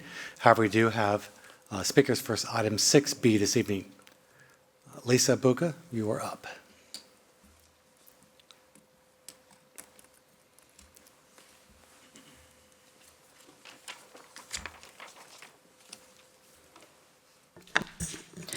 Do your fiduciary duty and raise my taxes. There's a 10% increase in my property taxes anyway. I'm not going to notice $40. We're also 2.5% behind, 2.5 cents behind our peers. If student safety is your number one priority, then you have no choice but to vote for 2 disaster pennies for our taxes. We need buses back. Here are some things to consider. The mean age of an elementary student is 7.5, second grade. The average height of a 7th grader is 50.5 inches. The Ford F-150 is the most popular vehicle in Houston. The height of the hood of a Ford F-150 is 55 inches.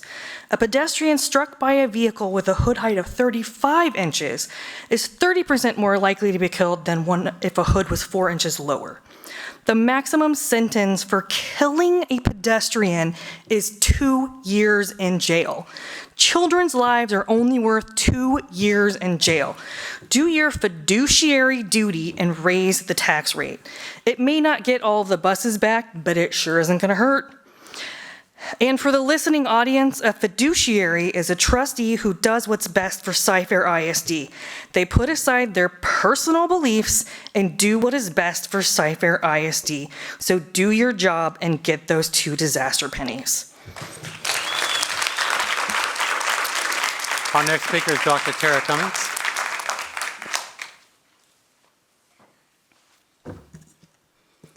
Taxes aren't an easy topic, governing is hard, and this board is charged with making hard decisions effectively. Thank you to Karen Smith for your succinct yet informative presentation on Thursday, and to Dr. Killian for the additional context and considerations you added to the conversation. The bottom line is that our budget shortfall is an ongoing catastrophe, and it's this board's job to solve it. We have seen that you are skilled at making unpalatable decisions, buses, librarians, and books, oh my.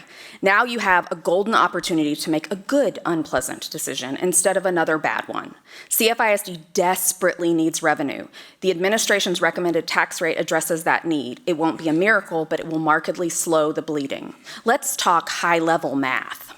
As much as they might not like the idea of it, most taxpayers won't even feel the increase of, what, $35 and change to their annual property tax bill? Are y'all really willing to dig the knife in even deeper over $35 a year?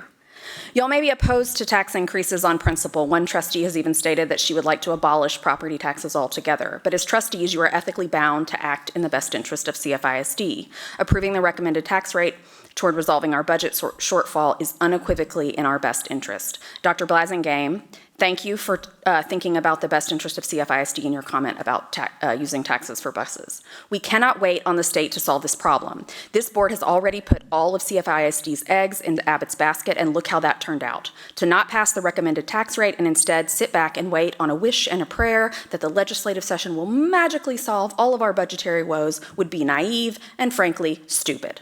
Moreover, it would be unforgivably reckless. 4 students have already been hit by vehicles since y'all voted to remove bus routes. How many more is it going to take? Tonight's vote on the tax rate is your opportunity to begin to correct course. I hope you take it. Please approve the recommended tax rate. Thank you.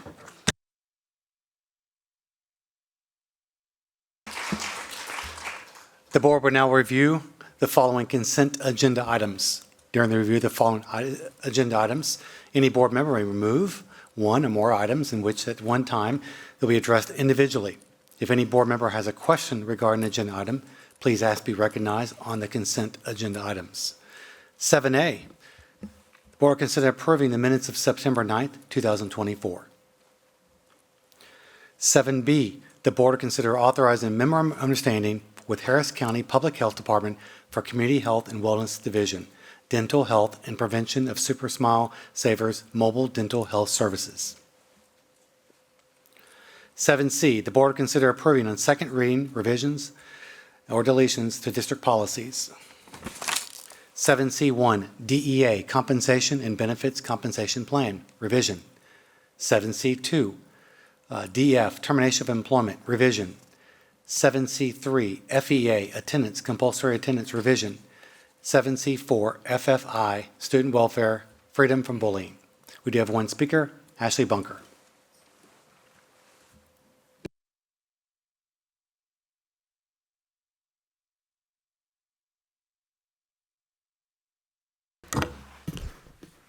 Good evening again.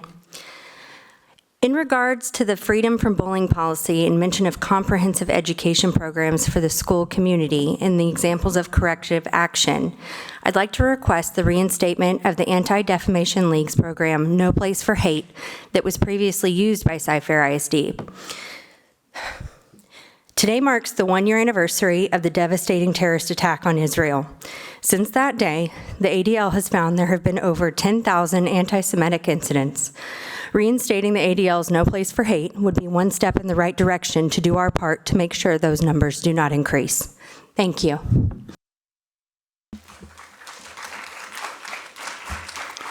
D, the board will consider approving construction proposals, contracts paid from bond funds to the recommended contractors and authorize the superintendent or designee to execute all the necessary documents related to such contracts as follows.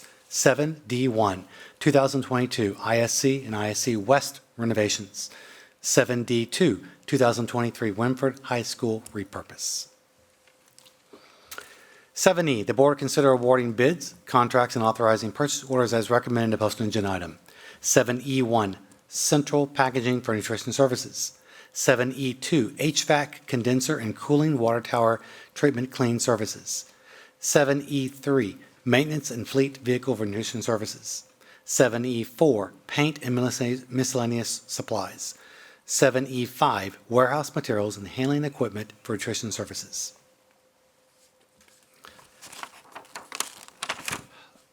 May I get a motion to approve the non-consent item? It's going to be the consent agenda items. I move that we approve the consent agenda. I'll second. Any discussion?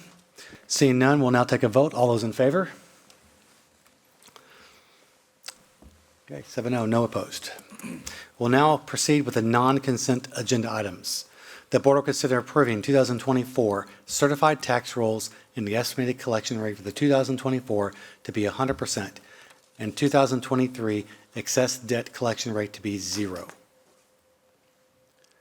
Did you have a present? Okay, didn't think so. May I get a motion, please? I recommend approval of the 2024 certified tax rolls and estimated collection rate for 2024 to be 100% and the 2023 excess debt collection rate to be 0. I'll second that. Any questions? Seeing none, we'll now take a vote. All those in favor? And I see no opposed.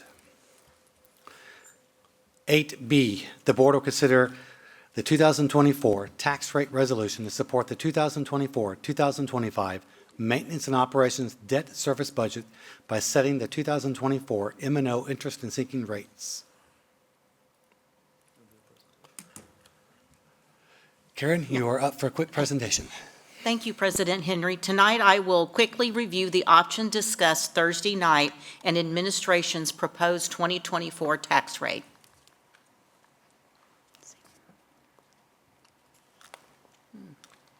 It's not.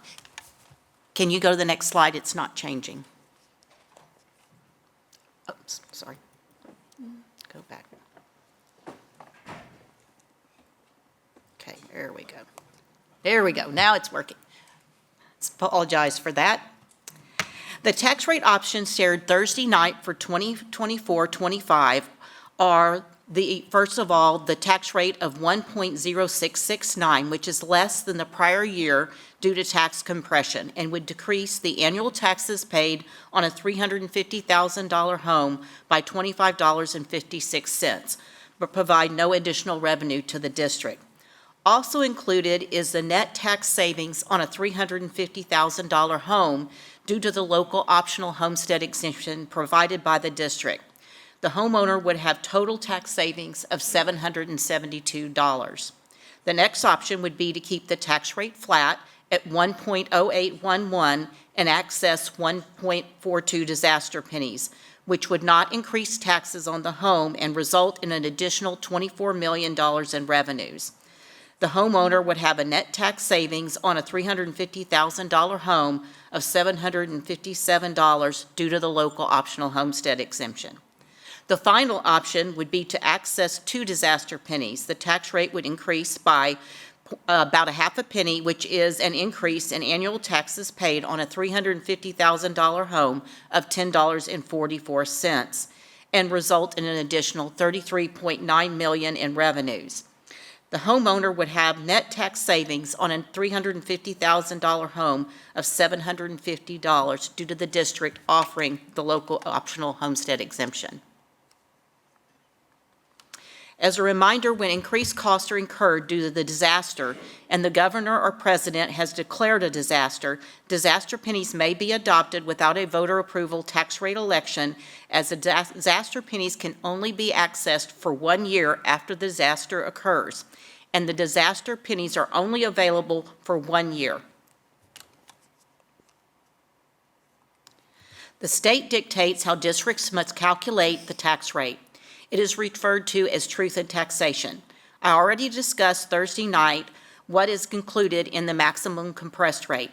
Every year, districts must submit estimated certified property values to the Texas Education Agency, and then they determine the maximum compressed rate. Truth in taxation requires the calculation of the no new revenue rate, and this is the tax rate that would produce the same levy in the coming year, adjusted for prior year exemptions and appeals and the removal of any new items not on the appraisal roll in the prior year. The no new revenue rate can affect the motion of the board. Since the proposed tax rate of 1.0869 is more than the no new revenue tax rate, the board motion to adopt the tax rate must be, I move that the property tax rate be increased by the adoption of a tax rate of 1.0869, which is effectively a 1.51% increase in the tax rate. With the 2 disaster pennies, the tax rate will increase, as I mentioned before, about a half a penny.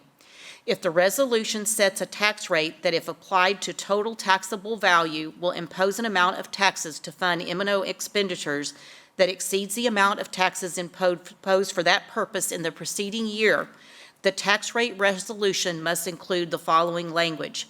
This tax rate will raise more taxes for maintenance and operation than last year's tax rate. This slide shows a history of the total property tax rate over the last 10 years. As you can see, the tax rate was fairly consistent the first 4 years.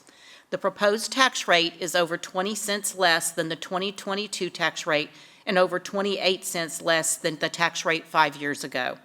I want to stress that the board has continued to provide a 20% local optional homestead exemption to CFISD taxpayers and an additional $15,000 local exemption for those 65 and older or disabled. The proposed 2024 M&O tax rate is 0.6869. As mentioned on Thursday, the district lowered the INS tax rate 1 cent to 40 cents after passing the 2014 bond. As you can see, the proposed INS tax rate remains at 40 cents for a total tax rate of 1.0869. Now I will be glad to answer any questions that you may have. Can you take it back to the slide that had the LOHI on it? Sure.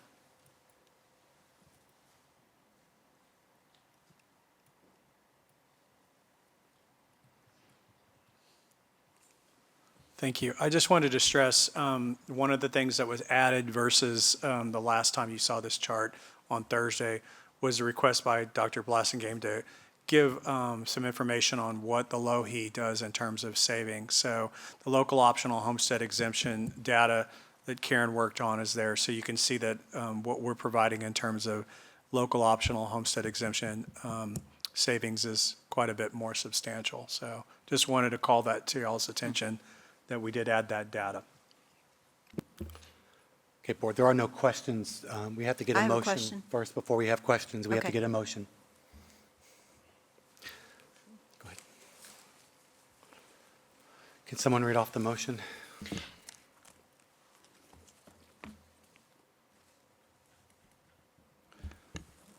I could offer an amended motion, but I'm not sure if you have to have the motion on the table first, per Robert's rules, modified for small bodies. If there's no motion, you would just make a motion. If you're saying I'm going to make a motion different than what the administration is proposing, then you would just make your own motion. Because we give you a proposed motion, but You, say the motion is administration. Yeah, so, council, I need some legal guidance. I would be interested in maybe amending the language in Okay, let's make a motion first. Okay. Can I we make a move- motion based on administration's recommendation, please? And then we'll do a second, and then we'll move on to. I'll make a any motion. questions. Fine, I'll do it. I'll move Thank I was you. thinking that the chair of the finance committee might do it Yeah, for us. I'll do it. Okay, thank you. I move that the property tax rate be increased by the adoption of the tax rate of $1.0869, which is effectively a 1.51% increase in the tax rate, and further move that the board approve the resolution adopting the tax rate and levy ad valorem taxes for the year 2024. Can I get a second? Second. Now we can have discussion at this point. Thank you, Mr. President. Council, I would interested to understand if it's within where it would be better legally handled. For example, is there an opportunity to take the resolution language where we have the 24-25 tax rate resolution where we state that we're going to approve the dollars like 0.6869 cents for the purpose of maintenance and operations, and then the 0.4 for the purpose of payment of principal interest on debt and interest on debts? Is it possible to designate in there in the section A where it says for the purpose of maintenance and operations? Are you allowed to change language to say something like including offsetting budgeted insurance costs of $4 million to provide transportation funding as a one-time budgeted item for the 24-25 school year, and B?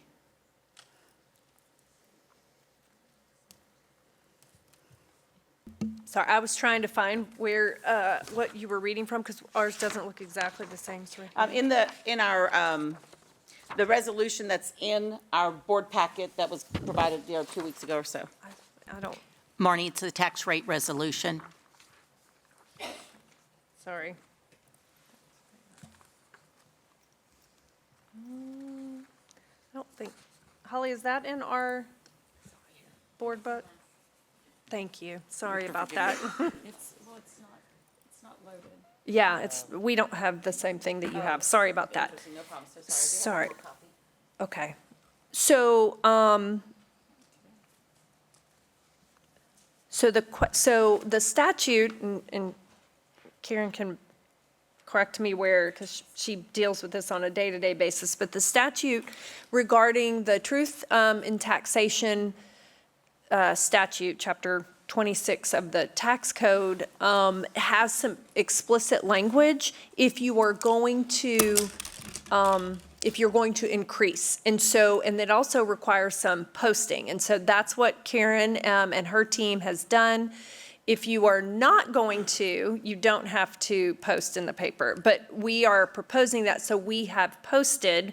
And there are some limits in regards to what you can utilize it for, as she explained. And so looking at what you're suggesting, the resolution, on this date, we, the board, levy set a tax rate, total tax rate to be assessed or collected.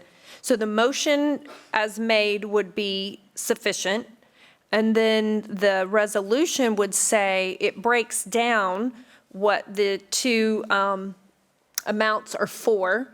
And there was a slide that had that. Karen, can you take it to, go forward like two more? Might be helpful. Maybe another one. Apparently my memory's not great. Keep going. That one. There. Like five more, sorry. So in the resolution, we have that the tax rate to be assessed and collected, and that's required language, to be duly specified by the assessor and collector as follows. A, and that's the top number, the 0.6869, and it's for the purpose of maintenance and operations. And then B, the interest and sinking, and it's for the purpose of payment, principal, and interest. What Dr. Blassingame is asking is that, can the resolution, not the motion, say that the 0.6869 for the purpose of maintenance and operations, including, so she wants to add a comment, including offsetting budgeted insurance costs, because that would be the only thing that we could use the disaster pennies for, of $4 million to provide transportation funding as a one-time budgeted item for the 24-25 school year. So from a legal standpoint, I think so long as you have that the M&O is, you know, we break out what's M&O, what's interest and sinking. Then that from the truth and taxation standpoint, along with the appropriate motion, would appear to comply with Chapter 26. My hesitation would be, or just I would need, you'd need to have discussion, or what I would need to think through is when referencing something that disaster pennies wouldn't be permissible for, would give me a pause. And then the other thing is that referencing the budget, and I had talked with some other trustees, because we didn't post to amend the budget, we couldn't amend the budget. I understand what you're saying is that would be the goal, not asking for action tonight. And so you do have to adopt, the law does require the sequence of when you probably remember this from when you were an administrator, but you know, you have to do the budget first, and then you have to do the tax rate. So even for those districts that have a later fiscal year that adopt those in the same month, they have to be very, you know, clear in their order that they have to do the budget first, and then they have to do the tax rate. So typically I don't, you know, when Karen asks for my opinion, I would say not to do, you know, budget and tax rate together when permissible. But Karen knows this area of the law really as well as I do. So Karen, do you have any comments? Yes, and I agree with what Marnie is saying. First of all, we are given specific language that is required in the motion. We are also given specific language or what is supposed to be in the resolution to adopt the tax rate. So it has to be associated with adopting the tax rate and not the budget. So for example, I have one of the things that is required to be part of the resolution whenever you do disaster pennies is that you have to indicate what gives you the authority to adopt those disaster pennies. So it is tax code 26.042E, which if we go back to that, back here, I'll show you. Basically, the tax code, it's when increased expenditures are incurred as a result of a disaster. It does not indicate other expenditures other than a disaster. So we have to indicate in the resolution that related to this tax code and the disaster that has allowed us to be able to do this, which is the January 2023 tornado. So I would say that the resolution cannot be amended to include that information, as well as the motion could not change. Now, as Marnie indicated, that is something, if that's something that the board chooses to discuss later, then what would need to happen is we would talk about amending the budget and bring that to a future meeting. I would, I guess, caution in the sense that this is a one-time increase, and to where the other is ongoing. Yeah, I wouldn't do it in the motion because all the truth and taxation stuff is pretty prescriptive for us. I think it would be a separate item that you'd come back to amend a budget. That makes more sense. And that would also give us time to run numbers. And then what you'd really do is you'd use the, for lack of a better word, you'd use the fund balance for this year to reinstate transportation. And then we'd have to look at how much that would cost us, and how long that would cost us. So, I mean, you've had some comments tonight about about us bringing them back and bringing all the routes back or doing paid busing. We've already looked at that piece, and the problem with that is that we would have to raise enough money to be able to raise every bus driver's salary so we could fill all the slots. And Todd had actually brought that up in his comments about how many bus drivers were short. So we can increase back 40-something routes, but the problem is going to be we still have 50-something that we don't have bus drivers for. So now we've just compounded our issue. And I think you're looking at more money than just $4 or $5 million. You're looking more like 7 or 8 to add back just those 40-something routes, right? And then we probably need to have the time to, because as y'all pointed out, it's not some overnight thing where we can just reinstate the routes. We need to reroute everything so that we can come up with just 40 additional routes. So, and by the time we get that done, you're probably looking at January, February. Yeah, I'm just thinking about how long it took just to do the summer stuff. And then finding the bus drivers. And then once we implement, you're basically doing it for the rest of the school year and putting all our eggs in one basket with the legislature and, hey, this is going to happen or not happen. What if it doesn't happen? Then you're in the same boat of potentially cutting while the session's going on and maybe cutting the routes back again. So those are just all the pros and cons I can think. And it seems like it should be a separate item and not in the resolution, but yeah. So just a point of clarification, please. Karen, the taxation that is being voted on tonight is only going to be used towards insurance and a few other things. Can you elaborate on exactly what that's going to be used there? It cannot be used for transportation, correct? Based on the tax rate itself, you have to do it based on the fact that related to the disaster, and relating it to that. Now, what this may do is free up some fund balance, so to speak, and therefore, because we've got expenditures in the fund balance associated with this, and so it might free up some expenditures. I will say the hope of the district was, the intent was to temporarily cover current expenditures versus additional expenditures so that to offset the deficit, so that maybe this next year we would be able to tell our teachers and our staff that there would be no further budget cuts. So that was what we were trying to do with that also. And just clarification that it would not be used for transportation because of how the disaster pennies are allocated, is that correct? Correct, and the board, like I said, could come back though and later propose and talk related to a budget amendment and request changes and discuss the budget at another time. Which goes back to the idea, it's semantics basically, because yeah, we're deficit, so we would just simply use this to make up some of our deficit and then turn around and, hey, do you want to use fund balance to reinstate some of the things we cut? Karen, that's a habit, right? We had ESSER dollars and we gave a budget raise, and that was a kind of like a supplant situation where it was sort of budgeted, but we dipped into fund balance. So it's not a new behavior, correct, for us to sort of, because fund balance is just that flexible dollars meant for, left in, some designated, as you taught me last meeting, and some more just general.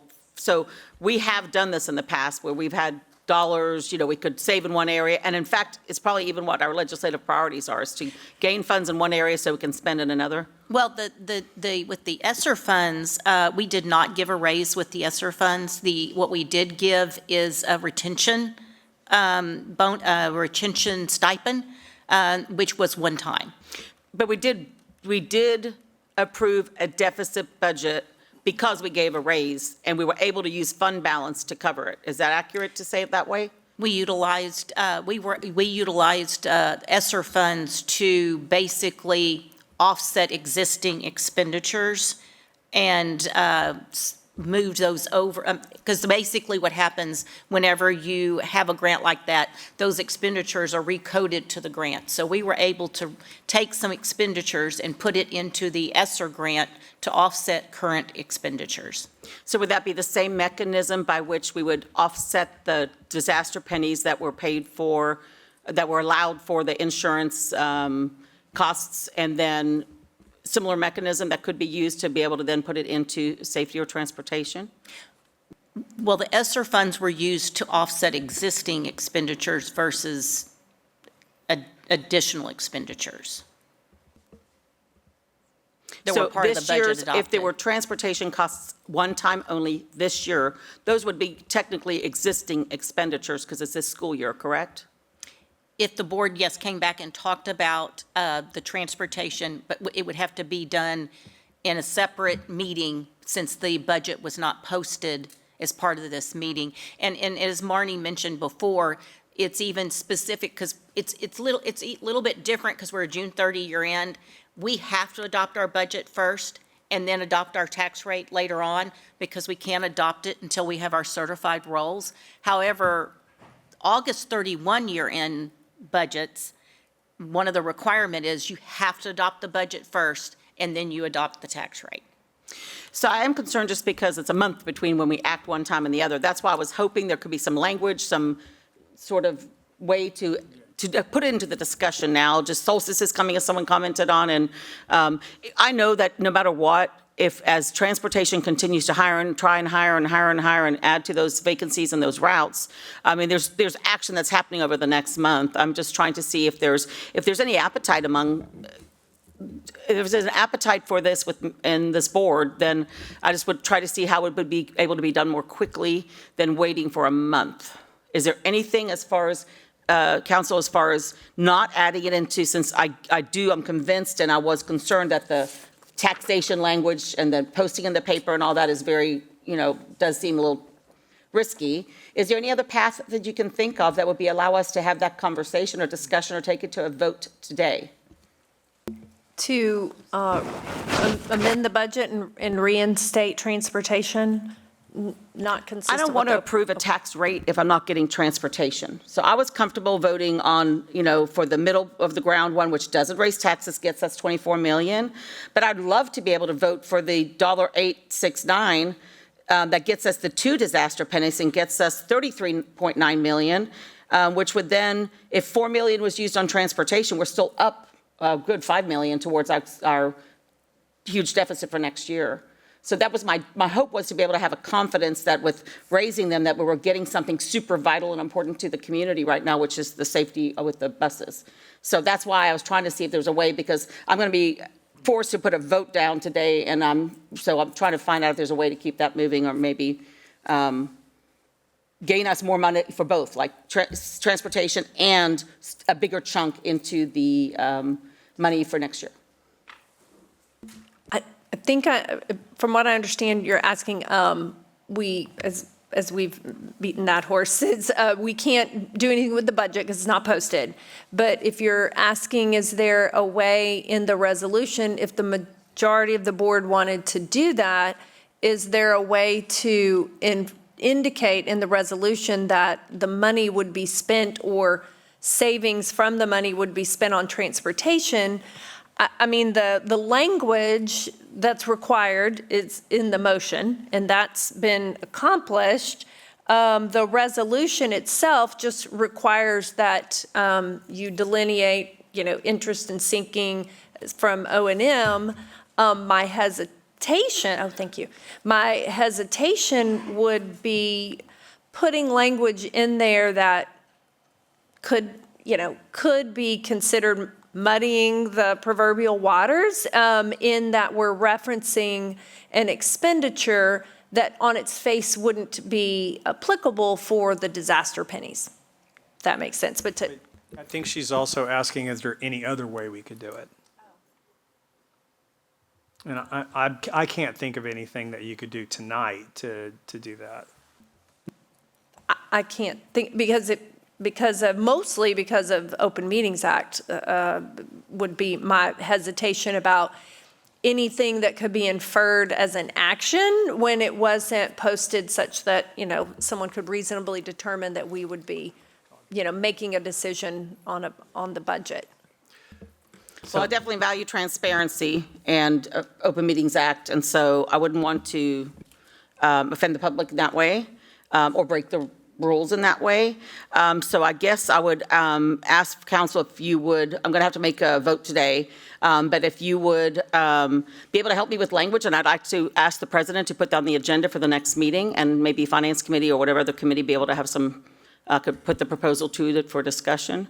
So that we could see, and of course, with the given that transportation is working every day to, hire drivers anyway for the routes that are empty, but I am concerned about not being able to take action sooner if it was something that there was an appetite for. So, I mean, have we really exhausted it? I feel like I'm accepting without pushing.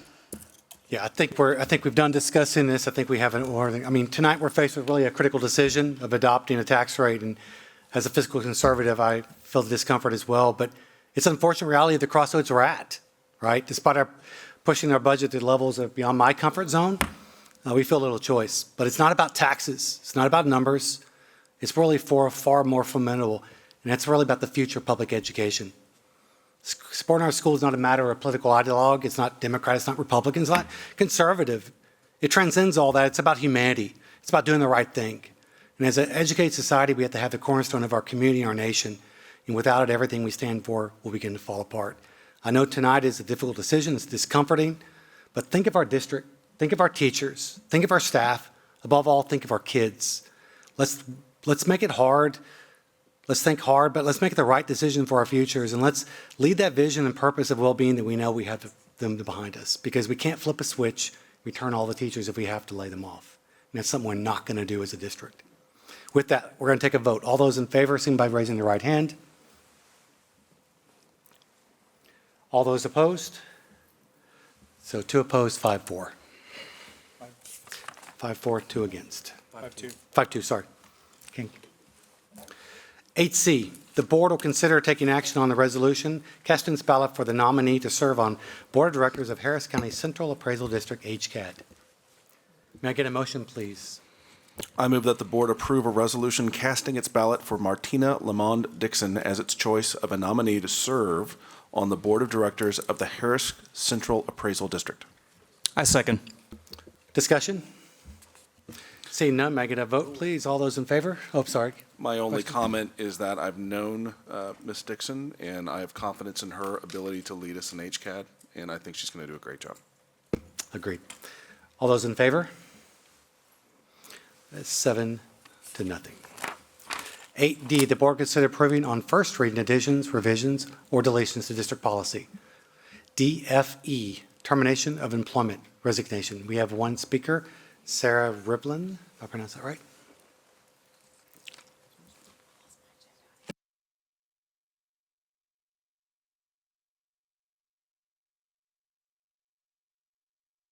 And be sure and turn on your mic when you're ready.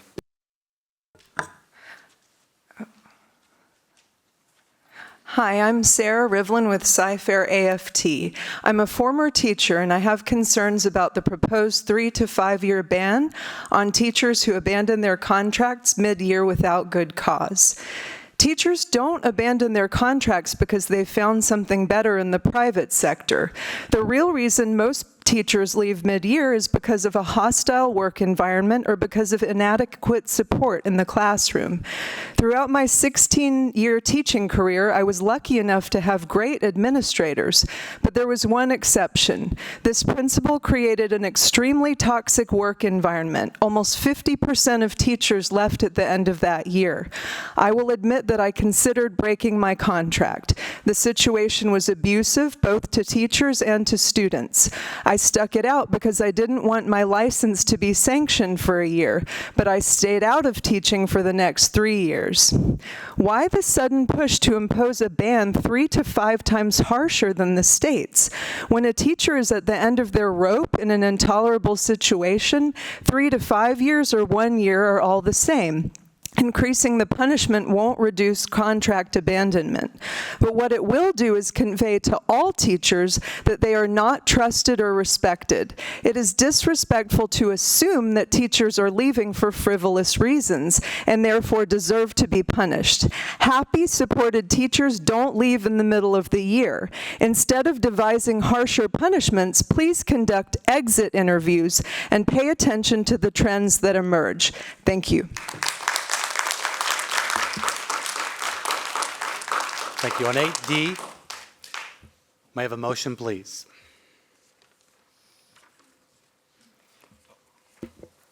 I move that the board approve on first reading additions, revisions, or deletions to district policy DFE local. May I have a second? Second. Discussion. Without any, we'll now take a vote. All those in favor, signify by raising your right hand. All those opposed? So 2 opposed. 8E, the board will consider making determination that good cause not exist as required by law for the individuals listed in the agenda item to resign their respective employment contracts. This item was discussed in closed session. May I get a motion, please? I move that the Board of Trustees render a finding under Texas Administrative Code, Chapter 249.17D, that good cause did not exist as required by the Texas Education Code Sections 21.105C, 21.160C, or 21.210C for Michael, or for the names that are listed here. May I get a second? Second. Discussion? We'll now take a vote. All those in favor?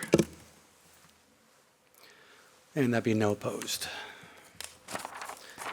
8F, the board will consider approving the superintendent's recommendation to give notice to the individual listed here that a proposed employment with the district under term contract be terminated. It is further recommended the president of the board notify the individual listed here of the proposed action and terminate her contract.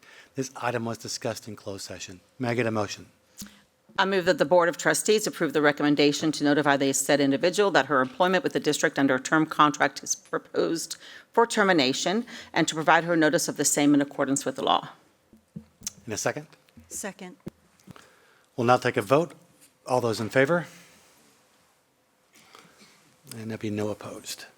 8G, the board consider approving the superintendent's recommendation to give notice to the individual listed here that a proposed employment with the district under probationary contract be terminated. It is further recommended the board president notify this individual proposed action and terminate her employment.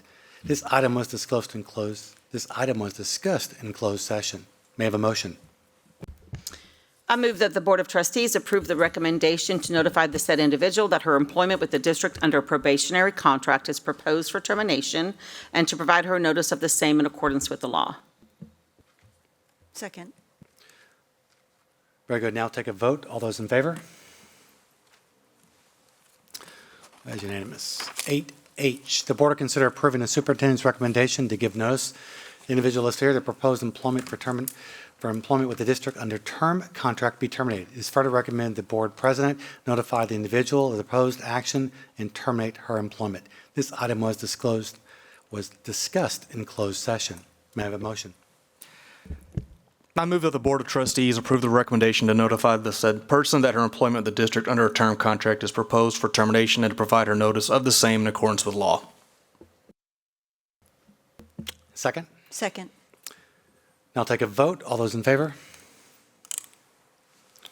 It is unanimous. 8I, the board will consider approving the superintendent's recommendation to give notice.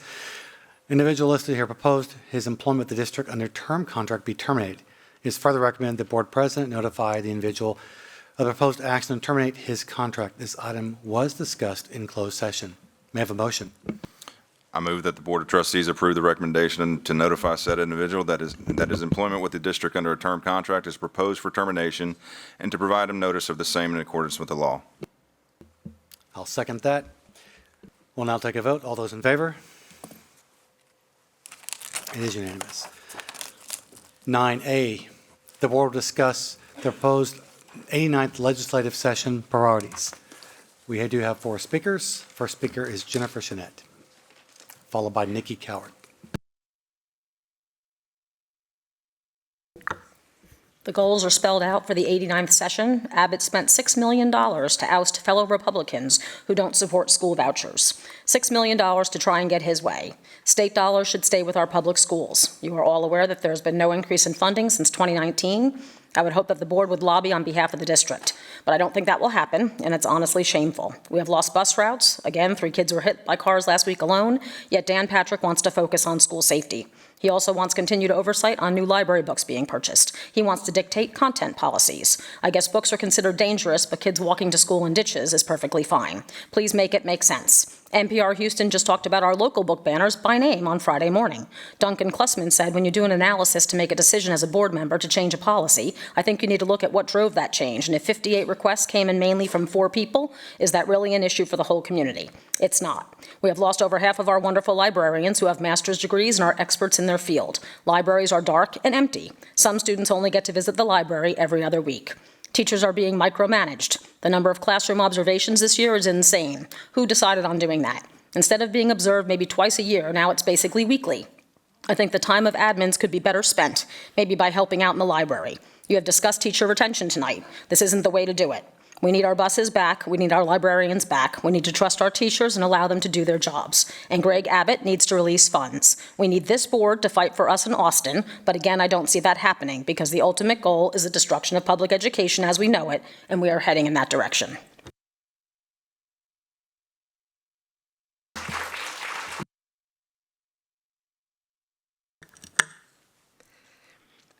Next month, when we meet in this room for the November trustee board meeting, we will have a different United States president in office. And while international affairs and a presidential election are both extremely important, I don't care to know who you cast your ballot for any more than you care who I support. But what we should all care most about in this room is state law and local policy that directly affect our public schools. Heck, within my own union, I've been accused of being far too conservative and far too liberal, most times within the same day. But in this room, I'm a one-issue voter, and you should be too. Myself and our union members only want to know what is best for the students we serve. Does what we are fighting for and voting for keep our students safe, get our schools fully funded, and allow for our colleagues to earn a paycheck and retirement that reflects the worth of our work? But no matter what gets decided at the ballot box on this election night, we will have the same Texas governor that we have had for nearly a decade. And while we believe public education should not be a partisan issue, Governor Greg Abbott has certainly made it one. Are our public schools in a better place than they were 10 years ago? Think about that. Only one person, only our governor, can release the funding already earmarked for our Cyfair schools. We know the basic allotment for each Cyfair student would need to increase by $1,300 per student just to keep up with the inflation. Do the math of $1,300 multiplied by each Cyfair student. What services might be restored if we had these badly needed dollars? So we'll do, like any good educator, and give a fair and honest report card of the reflection of the work done here. Again, public education should not be a partisan issue. Stephanie Morales.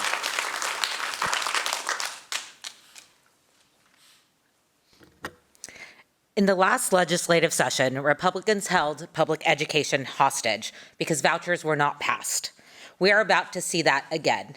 If this board's priorities are not to advocate for funding without any caveats, then we have a problem. Is this district ready to lose a significant portion of its money to vouchers? Does this district have a plan in place for the large amount of money that will be removed from the district if vouchers come to pass? Additionally, this board should be advocating for the legislature to fund all mandates.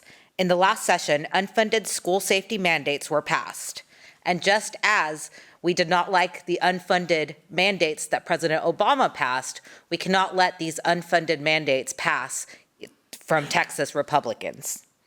Lastly, in order to retain and recruit new teachers, this district must advocate for teacher pay increases. These increases must not be tied to vouchers. We have to advocate for increases alone. If the district wants the best and the brightest teaching its students, it must increase teacher salaries. In preparation for the last legislative session, Spring Branch ISD, which is also part of HD 138, formed a finance advocacy team for school funding. I was a part of this team and advocated at the state legislature. Unfortunately, our current legislators let us down, and they did not help with coming through with that funding. What is this district doing to advocate for itself? Is there a committee which includes community members to help advocate? If there is not, I suggest that one be formed. And just like some members of this board felt that the previous members were not meeting the district needs and replace them, maybe it's time to replace those legislators that are not meeting this district's needs. Thank you. Cassie Bunker.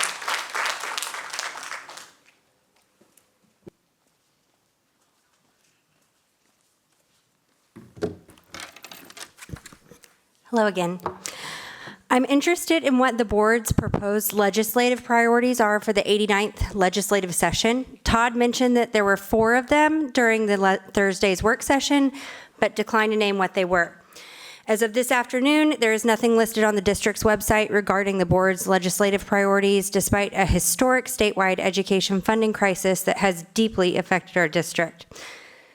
Our hard-earned tax dollars are simply sitting in Austin. We've lost our librarians and bus service, among many other things. And as of May, there had not been a single board member that has reached out to every state representative that serves our district to advocate for our district and the much-needed funding. Some representatives haven't been contacted at all. I urge you to start making those calls, schedule the meetings, and fight for our district. I would not limit yourselves to just our representatives, but the amazing group of bipartisan representatives working to restore the education funding to the state. Thank you. Justin?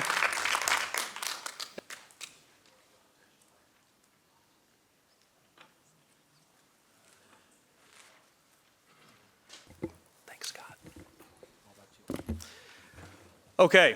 As mentioned before, the next legislative session could be the most consequential for school funding for a very long time.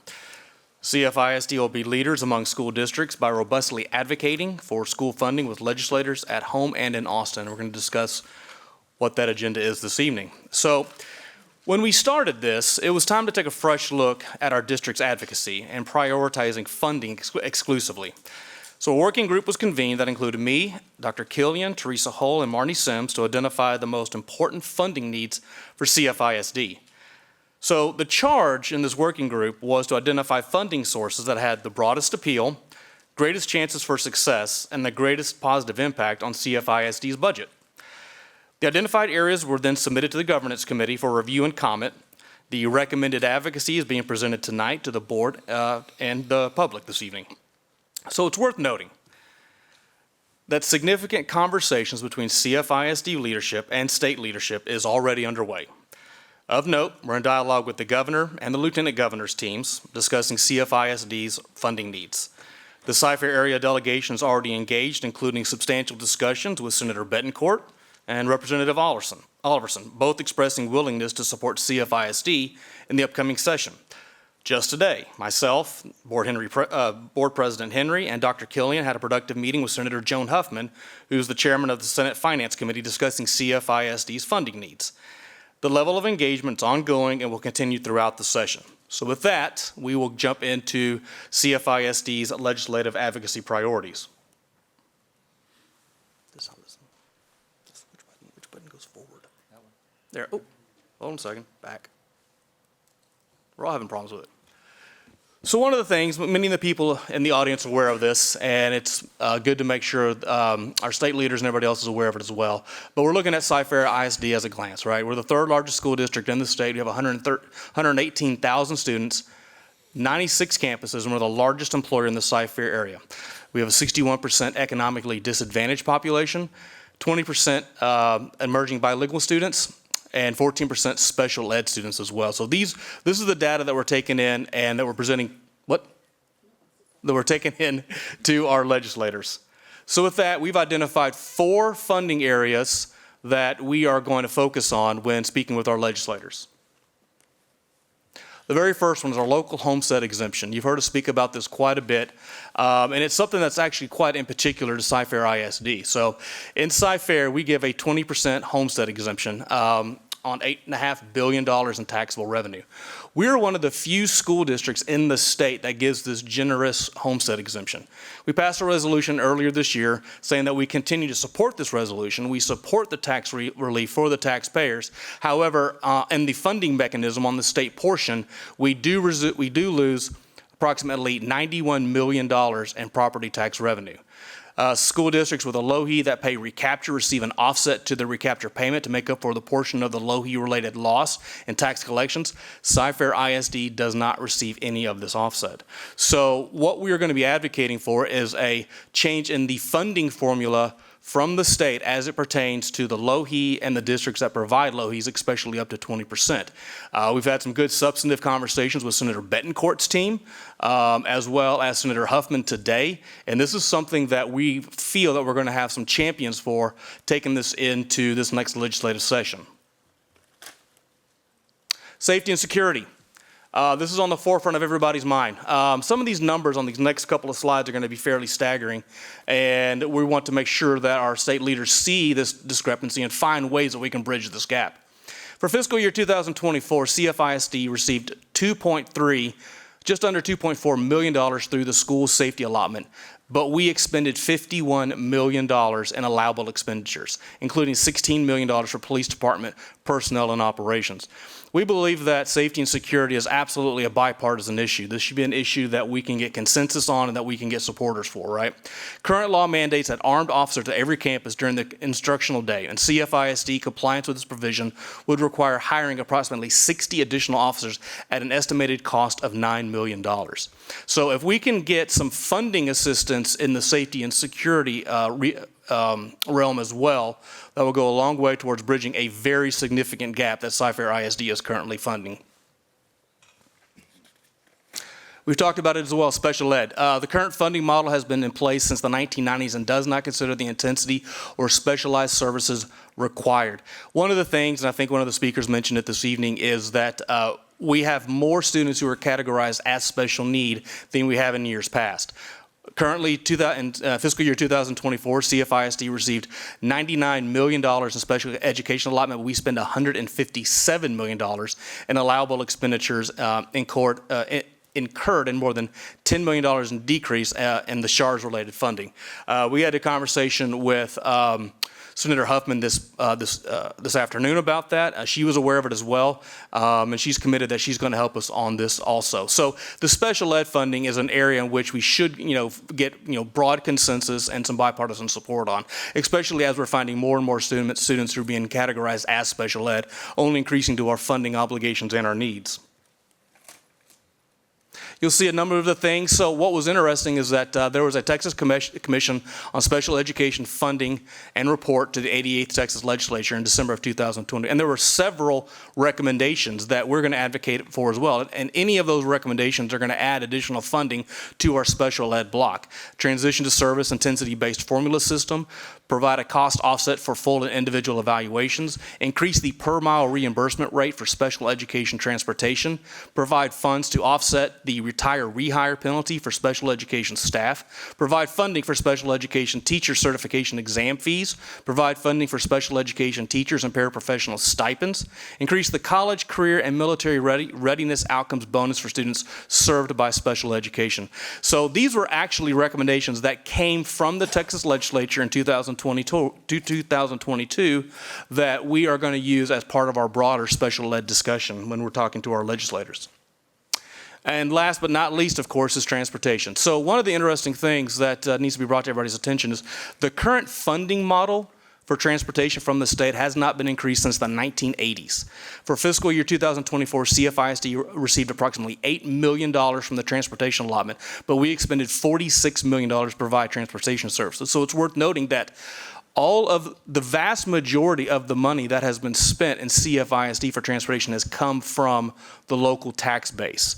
We're asking for some assistance from the state to increase that $8 million from transportation allotment to bridge that gap between the $46 million that we are currently spending. Those are the 4 items that we've identified, that any of them would bring significant funding resources to our district and bridge that gap. We've identified these because we feel that they're bipartisan. We've identified them, they're going to have a major impact, and we feel that they have a good chance of being a success and actually getting sponsors and champions for. And one of the also thing I think it's important to note as well that when we go to our legislators and we're talking about the fact that we're focusing on 4 items. We want our legislators to understand that Cyfair ISD has taken the time to identify the critical things that we need. We want to focus on the things that are going to have the most impact, and we want our legislators to understand that this is something that we put a lot of thought into, and we want to go after the things we think are going to have the most impact on CFISD. And honestly, this will have a greater impact on all public school students in Texas. So those are the 4 items, and I'll open it up for discussion with the broader board. Any questions? I just have a comment. I think it's a good summary of our priorities, and I agree that as we think about what we're going to discuss, it matters very much where we can find champions, and that these topics are going to focus on what we think is going to get strong bipartisan support. This team did spend time with the last legislative session in going through multiple legislators. We spoke with everybody, and President Tom Jackson was here previously. I think he's left. But we were very focused in our comments at that time.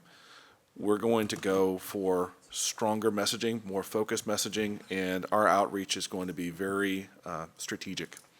So I think this is a good job by the team. Thank you.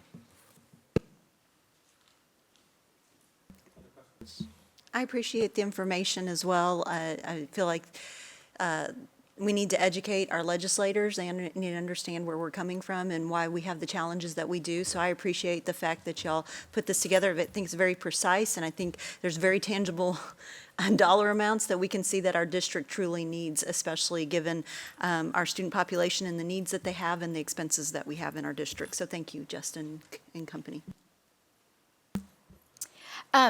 I want to also thank the governance committee and the staff for putting this together. You know, in the past, we did have a community group that created our legislative priorities that was made up of local business people, parents, retired folks, and then it was brought to the board. So this is a little bit of a different structure. But I see some consistencies in what we've worked on in the past.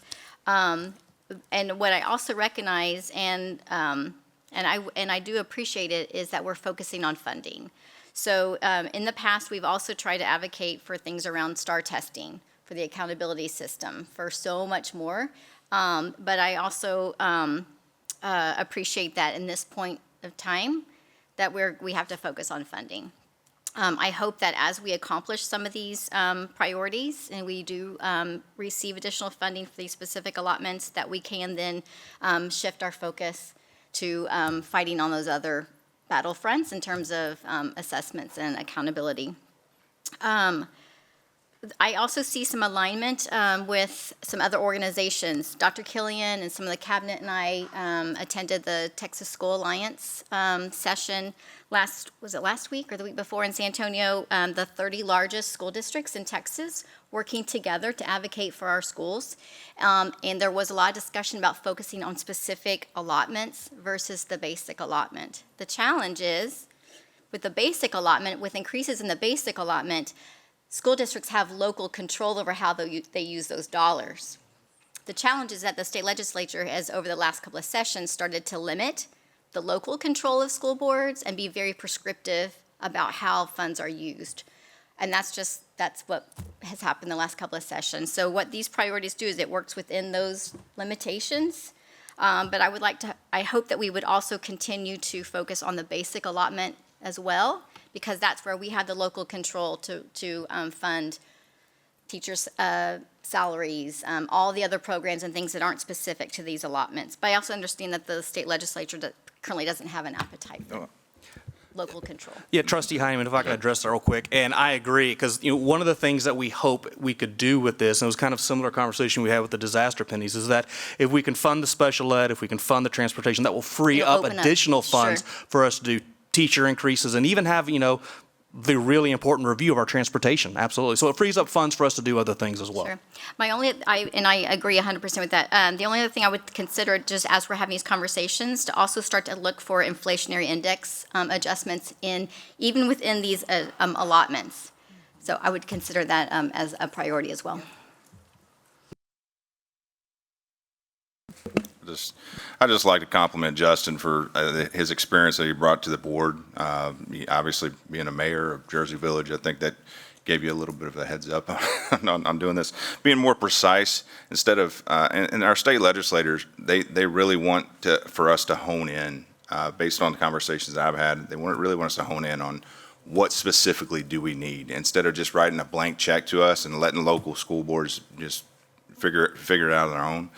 Being more precise. I mean, I think by presenting it to this way to our legislators, and this also educates everybody that we meet with. We've got a one pager that we can kind of hand out to every single legislator. It helps educate them on what's going on, what we're dealing with. I think this is I think that Justin did great work, Natalie, and this is a little bit different approach. I mean, what has been proposed before hasn't worked, obviously, so let's try something new.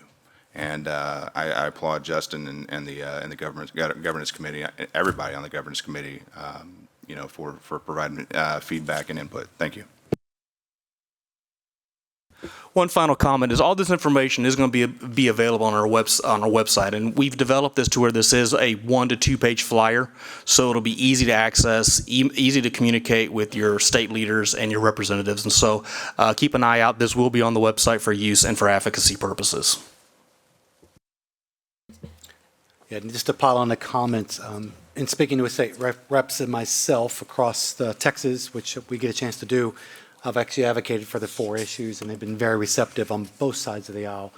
I think when you can make these in small consumable points, like you mentioned, if we can just get a couple of those hits with funding, we'll make our district whole. We can then take care of the very more important needs of safety and transportation, among other things. And the thing I advocate the most for, which is special ed, because it's near and dear to my heart for my kids' sake.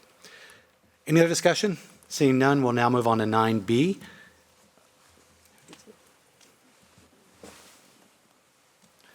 The administration will present the proposed changes to the board monitoring system, goals, and performance objectives. Teresa Hull and Christine Kompach. Thank you.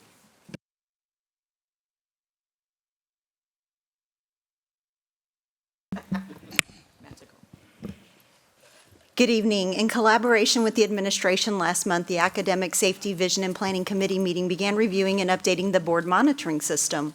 The board monitoring system framework has been in place since 2014 and was in the process which the board established annual priorities related to each of the district's 6 goals, called target objectives, the evidence of progress, and the timeline for reporting the progress of meeting established targets. These goals are a promise that we newly elected trustees made on the campaign trail, which was to establish educational goals with specific measurements and improved student outcomes. I'm thrilled that this was embraced and is truly a collaborative effort involved by all. Dr. Doug Killian, Superintendent, Teresa Hull, Chief of Staff, Dr. Linda Macias, Chief Academic Officer, Dr. Deborah Stewart, Chief of Employee and Student Services, Christina Cole, Chief Officer for School Leadership, and the Counseling, Academics, and Personnel Departments, and finally, the board members, Dr. Natalie Blasingame and Julie Heineman. So thank you very much for the great collaborative effort that was put together, and I'm very excited to present this information to you. Through the discussion with the committee, we determined that we would like to establish 5-year goals or targets when possible, especially for the areas related to academic achievement. Additionally, the committee discussed modification of the district goals as many areas seemed operational in nature and not the priority focus for the board. After some research and review of different board goals and the board monitoring frameworks, the ASVP committee would like to recommend a new framework that we believe addresses the areas that I just mentioned. Utilizing our new theme and marketing campaign, Path to Amazing, this opening slide visually represents how the areas of safe and supportive environment, human capital, community relations, financial management, and operations are the guardrails used to support and promote students on their 5-year path to academic achievement. Again, emphasizing the academic achievement or student outcomes is the main thing and the priority work for this board. The next 2 slides provide 4 key components of the recommended strategic plan. The ASBP committee recommends only the areas related to student outcomes be defined as goals.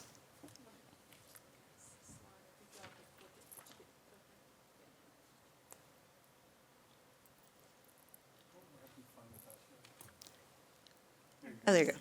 Did I jump? Nope, you're good. Okay, good.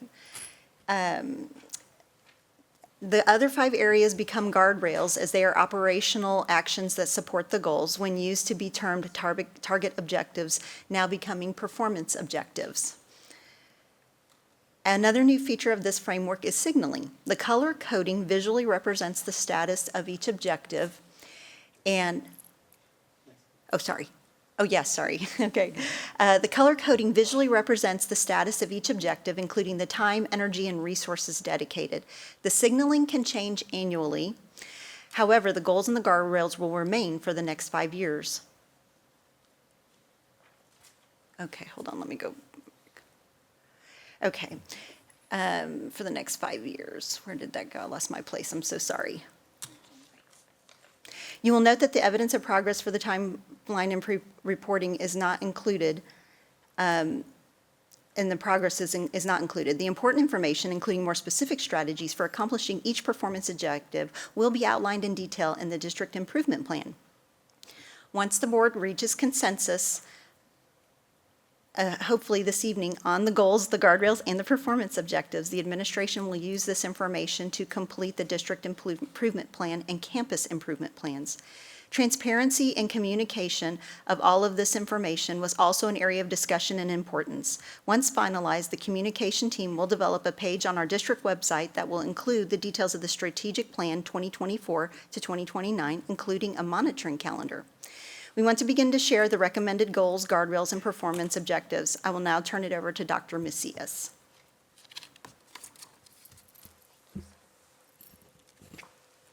Thank you, Leslie. Stuttered there a little bit. Good evening.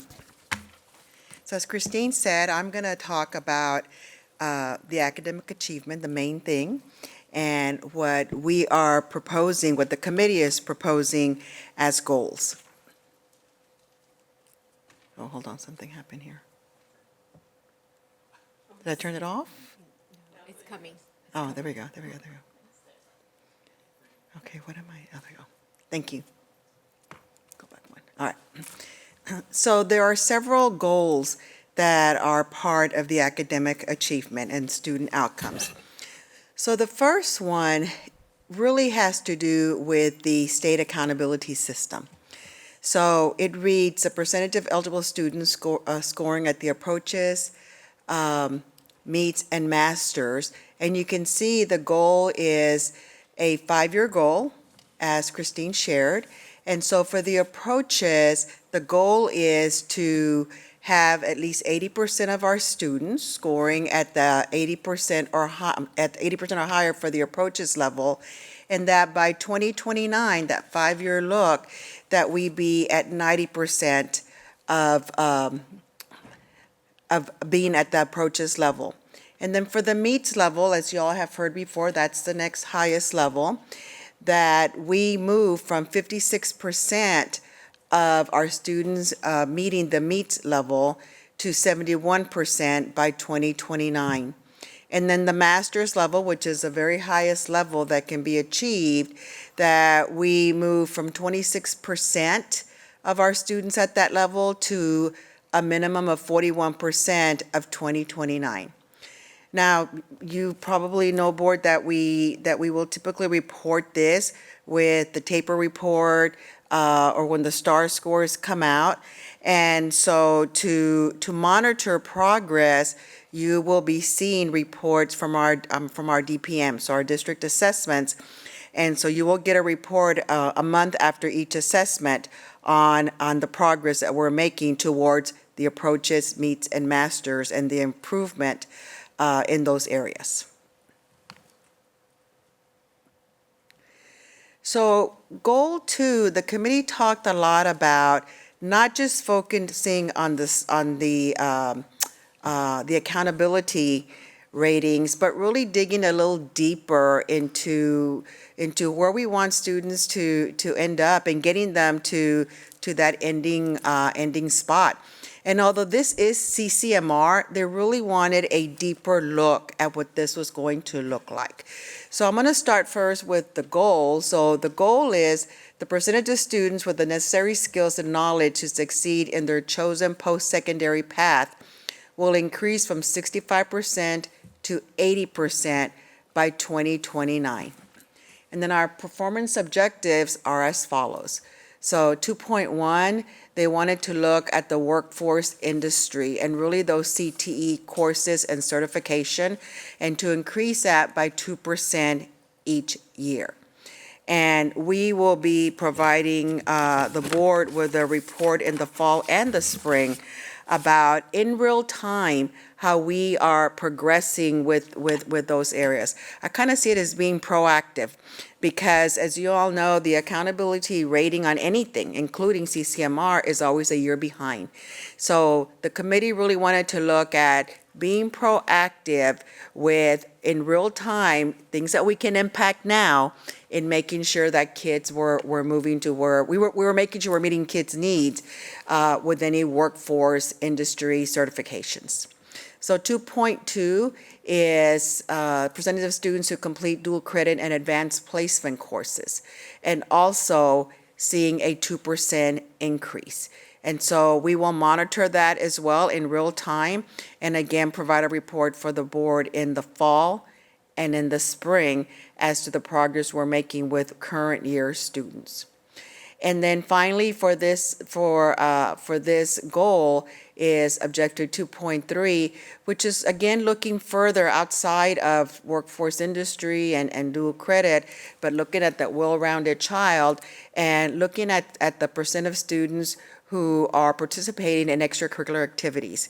And we really looked at, what are we going to look at for that? You may recall that we did a report earlier this year. We sent you a report with just a plan, a pilot plan, how we're going to monitor this extracurricular activities. And to minimize the impact on the additional work on our campuses, we looked at participation in the fine arts and in athletics. And we can pull that information by course numbers instead of having the campuses do a lot of additional work. So with this, we're going to monitor the participation. All we did was kind of gave you just an overview, and then we're gonna look at an increase of 2% each year. And again, we'll provide you with a fall and a spring report to share with you how we are doing in this area.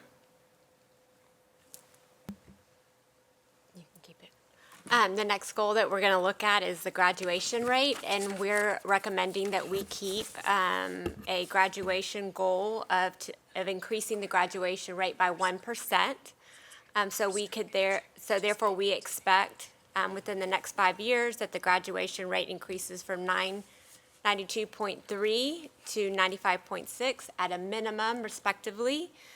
The success of this goal attainment is evaluated by the district's Texas Assessment Academic Report, which we call the TAPER, which provides a graduation rate. But as Linda has just stated, that the graduation rate lags a year behind reporting. So therefore, we will work to create a strategy and the district improvement plan that will provide the board with a strategy that aims to capture the students' current progress towards graduation. So we'll provide you a list of the students that we, per high school, of who's on track to graduate, and then what are we doing for those students that are not on track. Hey, so the following, I think, 3 goals are very specific to reading. And so the first, or goal 4, is one that you've seen, but certainly we might make some adjustments there. And this is a percent of kindergarten students who are proficient on the reading MAP or M-class assessment will increase from 90% to 95% by 2029.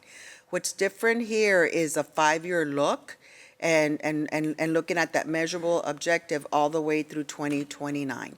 And we will continue using the MAP RIT score. And basically what that means is it's looking at a beginning look on MAP, and then it makes a projection to where students should be at the end of the year. And so we'll use that, and then we'll also use the M-Class composite score, and the goal is to increase by 1% each year. Again, going from 90% to 95% by the 2029 school year. And we will continue providing for you 3 times a year a report, as we've been doing regarding this specific goal. So goal 5 is completely new, and it's going to break the data even further and really look at students who are struggling in reading. So 5.1 is looking at students who took the MAP test but did not reach their projected RIT scores. Remember, we have a beginning of year, and then it kind of tells us where we should be at the end of the year. So it's looking at that group of kids and then monitoring that group of students 4 times a year. And so it is based on a program called Amira that gives basically a grade level look at students' reading ability. So after every 9 weeks, the board will receive a report on this specific group of students, so students who did not meet their MAP RIT score, and you will be able to see if our kids are making progress. Not if, the progress our kids will be making, because they will be making the progress. They will be making the progress. And then goal 6 is similar, but this is now looking at students who did not reach the approaches level on the English Language Arts assessment. And so these are kids who are current 4th and 5th graders. Okay, current 4th and 5th graders. And so for these kids, we will also be using Amira. And Amira, for both of these, when a child scores at the 50th percentile, then they are at grade level. So for example, it'll tell you Linda is at 50.2. So that means she's at 4th grade, 2nd month. And so if I'm giving, if this is September, August, September, then I'm at grade level at that point. So we will use the ARM score from Amira to provide information on students who did not reach the approaches level, again, on the STAR ELAR test. And again, we will provide you with a report after every reporting period. And then goal 7 is one that you have looked at as well. So this one pertains to math for our primary students. And again, we're looking at a 5-year look and looking at going from 90% to 95% by the year 2029. So a 1% increase utilizing the math RIT score as well. Okay. So I'm going to now turn it over to Teresa Hall. I'll do it. I'll start. Guardrail 1, and so if you notice that for the guardrails, we don't have the goals. But these guardrails are the same as the objectives that you're very familiar with. So I'll just go through them, and if you'll glance at these guardrails are the same. We're maintaining the verbiage, and there's one new guardrail or performance objective that you have not seen. So performance objective 1.1 has not changed. Implement the safe and supportive school plans. Performance objective 1.2, increase the student attendance rate to 95% or show improvement from the prior year. And you were able to see some of the recipients of that goal today. Performance objective 1.3, it's the same objective, maintain PBIS or other research-based school-wide behavioral support systems at all schools. Performance objective 1.4, expand measures to protect sensitive and confidential data and maintain cybersecurity readiness. I'm going to move on to guardrail 2, human capital. The superintendent shall recruit, develop, and retain highly qualified and effective personnel. Again, if you'll take an overview, look at the performance objectives, there is one, 2.6, that is new, but the others have minor changes or none. So the first performance objective is 2.1, implement a recruitment plan focused on recruiting an effective teacher and leadership staff. Performance objective 2.2, provide a competitive compensation package for all employees. Performance objective 2.3, increase the substitute fill rate for non-vacant teacher assignments to 90% or show improvement of 1% or more. Performance objective 2.4, promote 100% of highly qualified teacher pathway candidates to or as teachers. Performance objective 2.5, increase the number of teachers earning a designation through the Teacher Incentive Allotment Program. Performance objective 2.6, this is our new objective, increase the fill rate for special education teachers and paraprofessionals by 2%. Performance objective 2.7, develop a plan to maintain a low teacher turnover rate. And we'll be bringing back to you those calendar dates and our strategies for implementing these performance objectives. At this time, I'll turn it over for guardrail 3, and I believe that's Teresa. Okay, guardrail 3 focuses on community relations, and performance objective 3.1, implementing a comprehensive marketing plan to increase elementary enrollment and recruit teachers. We coded this objective blue, meaning that we have had an objective related to a marketing plan, but this one, the focus has changed. It's very different and very specific and may require change in the future. With the current climate of school choice and the expansion of charters in and around the school district, we believe it's important to target our marketing efforts to the pre-nesters and parents with young children to choose CFISD as early as pre-K and K.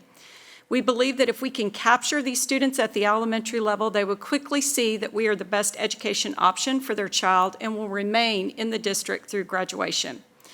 Additionally, we are researching and working on a plan to offer tuition-based pre-K. Not only will this program help to increase our elementary enrollment, but it will generate revenue for the district and serve as a recruitment and retention tool for our teachers.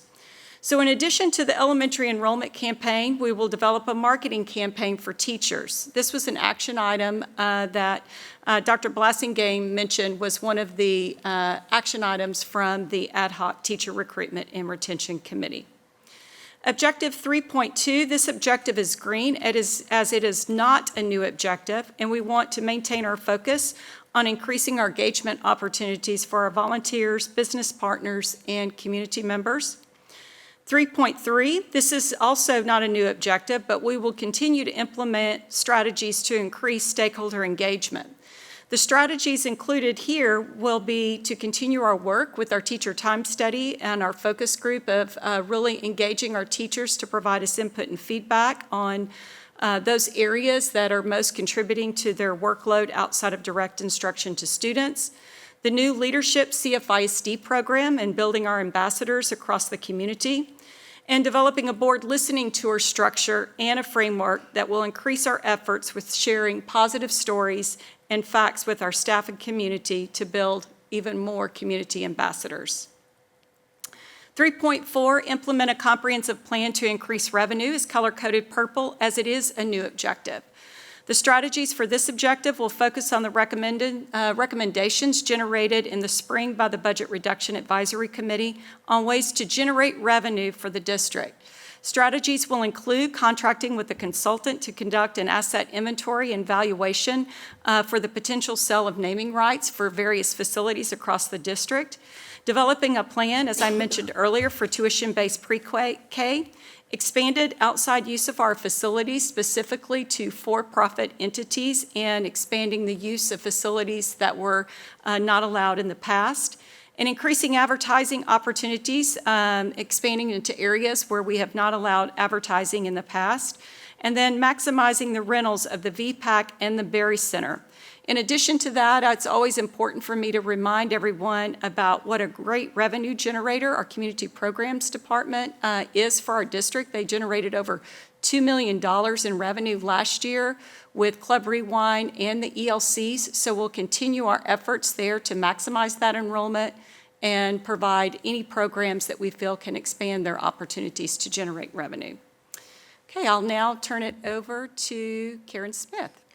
Thank you. Guardrail 4 is related to financial management, where the superintendent shall exercise fiscal responsibility to maintain financial strength and provide the financial resources for educational program and support needs.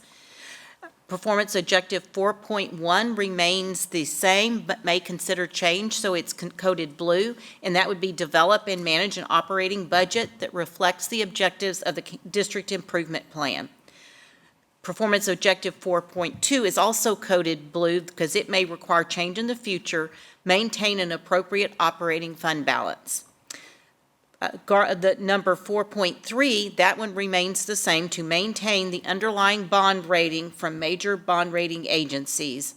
And one of the things that is related to this is this does make a major difference as far as what that underlying bond rating is as far as our borrowing rate. So it's very important to maintain that. Performance objective 4.4 is provide funding for facilities, technology, and program needs by selling bonds from the 2019 bond referendum. And recently, we just sold our last tranche of the bonds for the 2019 bond referendum, but we also may have some refundings in the future that would assist us from that bond referendum. Also, performance objective 4.5, that one's also coded blue because it may require change, and it's develop a data governance framework that will lead to improved data quality and increased access to data for all stakeholders. And lastly, performance objective 4.6, develop a district-wide electronic documents environment, including automated workflows. And although we have started this process, we say in here it may consider change because it's about a 3 or 4 year process to be able to do all this. So now I'll turn it over to Matt Morgan to go over Guardrail 5. Guardrail 5 is operations, and 5.1 is a returning objective, performance objective. For transportation, we intend on maintaining on-time arrivals for AM at 95%. It increased afternoon on-time arrivals to 92%. Currently, we're doing about 95% for morning, but we do lag a little bit behind in the afternoons, probably 90 to 91%, so we're looking to improve that. Performance objective 5.2, we're maintaining that one, and that's to maintain an 80% or higher transportation department retention rate. And our transportation department does a fantastic job with retaining employees. They focused on student behavior, they focused on maintaining driver support, having supervisors accessible, technicians accessible when they're needed. I think the biggest place we struggle are new hires. Our pay rate doesn't help us. It is tough to get new hires in, get them trained. Our transportation department almost feels like they're a CDL mill. They train them for their CDLs. Amazon, FedEx hires them away at a higher rate. So that's one area we do struggle. 5.3, we're maintaining that, and that's to increase the reimbursable breakfast participation to 40%. And Susie Hunter in our child nutrition department has done a fantastic job this year. She's focusing on breakfast in the classroom, both at elementary and middle schools. And right now, we're currently at about 33.66 reimbursable participation rate. So I have no doubt that she'll achieve that goal. 5.4, we're maintaining that, and that's to continue completion of projects approved in the 2019 bond referendum. Right now, we're in design on phase 6, and phase 6 is the last phase for this 2019 bond. We'll be bringing all those contracts to the board for approval, and we'll be under contract by June of 2025 for all these projects. 5.5, or performance objective 5.5, is a new one, and we're going to develop a long-range plan to address projected student enrollment and asset protection, infrastructure need, and replacement cycles for existing facilities. After we finish design with phase 6, our design team will start working on a long-range plan, and we'll have something to present to the board. Holly, can you make sure the record reflects for thanking Karen and Matt as well? They all contributed to this report. I'm very, very proud of the work that was done collaboratively with the administration and with the board committee that has been formed. And it is something that I think you can see there are specific measurable results in this. I'm super proud of the work that was done by everybody that collaborated together. I thank each of you for your time and your input, your intellect and your gifts to make this today what it is. And I hope the board as a whole recognizes the work that's been put into this and the excellence that is there, and will recognize each entity that had a hand in it. So thank you very much. Discussion, questions? Just a comment and observation. Again, great job, ASB committee and staff. Thank you very much for putting this together. I was encouraged to see the sheer amount of new objectives. That was really exciting. I'm glad to see a lot of the new objectives were academic in nature, improving math scores and reading scores. I'm so glad that we focused on that. One question I do have, it's around the student attendance. One of our new objectives is to get the student attendance up to 95%. Did we determine what that dollar amount would translate to if we increase it up to 95% of average daily attendance? Yes, our current rate is right around, right around 93%. So for every 1%, it's $7.4 million. So that would be just under $15 million.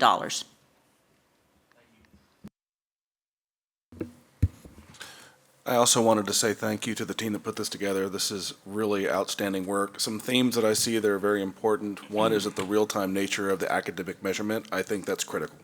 Dr. Killian and Linda Macias, I think that's going to be very important for us. So I think that's great work by leveraging the tests that we already have in place and the measurement criteria that we already have in place and making good use of that information.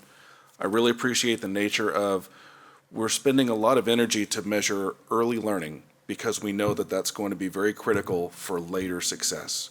I hear all the time when I go out to our elementary schools that that's where they have the kids the longest, that's where they can drive the most impact. And I think it's a great strategic focus for the district to really hone in on that elementary and pre-K area. And lastly, we've got a lot of new measurements here.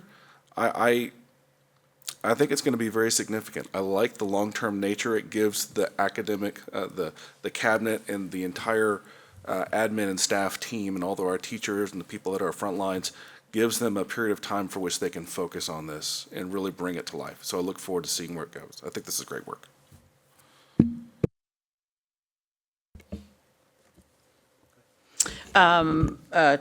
Truly, also, same thank yous, but the administrative team that was very thorough in this. A few things occurred to me. First of all, super exciting because I think this is a huge step towards us becoming that student outcomes focused board. Outcomes have obviously been critical in every goal that's ever been set, but being able to delineate the goals and the guardrails, I think is exciting. And what this will lead to is superintendent evaluation and board self-evaluation. All of us are. And then you can hear what I appreciated the district improvement plan and campus improvement plans and how all that lines out exactly from this work, and everyone knows exactly what is tracking together. I'll mention something on the goals. For example, it kind of pained me when we discussed it, this idea of still being at like 71% of student meets after 5 years. But we had a lot of philosophical discussion about setting realistic goals. As a campus principal, I always had the decision, did I send my campus improvement plan with 100%? We didn't make it, but we had high goals, or do we put realistic goals in place? And because this is connected to our superintendent evaluation, connected to our board self-evaluation, I think this was the math was done to be very reasonable, and we discussed that we can outperform and adjust these because this district always outperforms. And so hopefully in 2 years, we're like, man, we're already at 71, we're at 80, we're at 90. And I will say that because I was interrupted, I didn't mean to, but when I saw in Justin's presentation that we had it just hit me anew that we hit 61% free and reduced lunch. because it's such a significant salient factor in school districts being able to be A-rated or to achieve. Poverty is the greatest on 50 years of education research. So we really have our work cut out for us. So this focus now and this ability to get it done, and it's going to take the funds once you've identified the kids who aren't making the progress, you're going to have to figure out how to get them moving. So we're going to really be able to have that argument as we look at our funding and advocate for our system. I would also mention that the percentage goal 2, that's around students being post-secondary ready. I don't think we've fully captured everything we intend here yet. We're starting, but the point would be that kids had they had purpose. They know they're working towards a plan they have.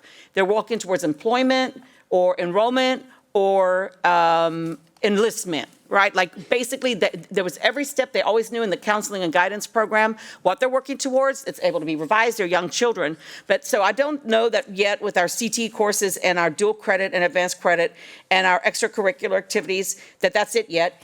Christine mentioned, though, that there's going to be tracking of kids towards graduation. And we also discussed, and I'm not sure if it'll end up being in the DIP and the CIPs, but this idea that we're actually surveying and tracking kids. We do a graduation survey already.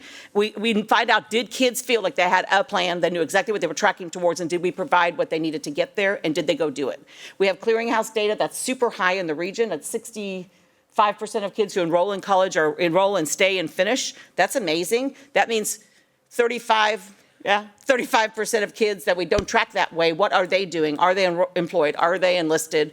And so I'm really excited to see us be able to hone in on this ability of tracking that our kids feel plans, they have purpose, because that's so critical in this Gen Z. The purpose thing is what drives, and it drives identity, and that's critical.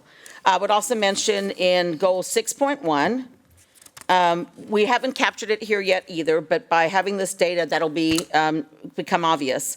So we're tracking kids through 4th grade and 5th grade because we have the Amira reading test that only goes through 5th grade. What about the kid who leaves 5th grade still not reading on level, goes into middle school? How will we really assess that and track that? And so that was a challenge our committee we stopped here, but just know that that's the kind of discussion that's happening. That kid still needs support, obviously, heading into middle school, and really up the system. What if a kid can't read yet, then what are we going to do? And finally, on the guardrail, it occurred to me, and I was part of this committee, but even on guardrail 2 for human capital, we're saying provide a competitive compensation package for all employees.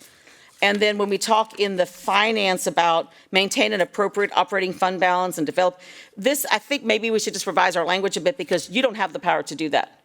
But we have the power. You bring to us the stuff that helps us do this. So it might be in the language above for the finance. For example, the superintendent shall present to the board the choices that operate fiscal responsibility or financial strength. So just really comparing with the law maybe about where both on the competitive compensation and on the financial areas, making sure we didn't hold you accountable for something that we could mess up and then we would appraise you wrong. Gotcha. Like, so if this is your accountability and then we didn't pass the compensation package that was competitive, that's not about your appraisal, that's about our appraisal.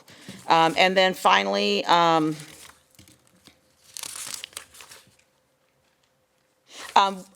Teresa, you mentioned in the implementing the concept 3.4, the plan to increase revenue. I heard you mention, I think you were just going over a general list, but we had, the committee did have the idea of increasing student average daily attendance, or WADA, the number of enrolled students, by offering specialty programs that could be offered to kids outside of the district. And so I just want to make sure we did reflect that in our DIP or CI power, wherever that may be necessary, because we are so amazing. People will come here. If you build it, they will come. Field of Dreams. And so I would love to be able to offer our buildings that are 70 or 80% capacity, or 70, like based on the PASA study looking out to 2030. There were several buildings on my end of the district that were like 60 or 70 by then. So how can we fill those up? We have the building, we're air conditioning it, we're cleaning it, we got the leadership, we've got everything. What kind of programs do people want? What are the things that people are competing with us for? If vouchers happened, or if choice, whatever happens in that situation, we're ready because we can offer better and more because we are better. So I just want to make sure that we did not lose that objective. Yes, thank you. And I think that's all. Just really incredibly proud of this group and the whole team, the administration, the board for these goals. And thank you, Christine, for your leadership of the committee. Really great work.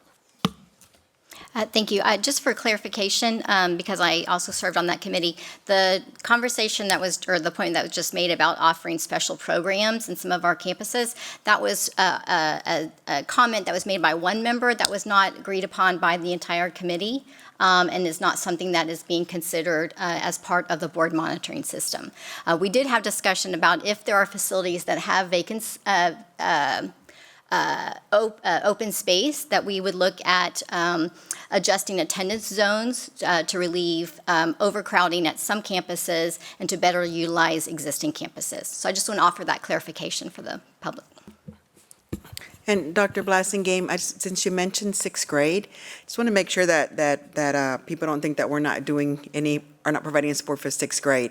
Our sixth graders are getting additional support either through the Read 180 program, or we have a reading lab class that's for students who are also struggling in there. So they're getting support. We just don't have a consistent measure or a consistent program to provide measure for all of them. Yes, thank you. On my campus visits and talking to families and stuff, it's excellent. Read 180 has been around a long time, and I always see the sections that are set aside for that. The kids are happy and eager and learning in those rooms, so thank you for clarifying that. Appreciate it. And good point, Julie. Good. I just thank you guys for putting this together. And I know it took several months to put this together, and obviously these are the fruits of your labor. Anything metrics-wise, whatever can be measured can be improved. I think just kind of setting the goals down and actually putting everything on paper actually is going to help everybody. So I appreciate the work that everybody did on this. Thank you. Yeah, I do want to thank all of the committee members and also the staff for working on this so diligently. The one thing I did ask Dr. Killen before it came to board, since we are changing the goalpost for you, is this something you want to accept? Is this something that's reasonable and expectable for you? I wanted you to make sure you answer that publicly for the dais. Yep, we're looking forward to getting this all out in front of everyone so we can make the district and campus plans align with this. Excellent. Never like moving the goalpost midstream.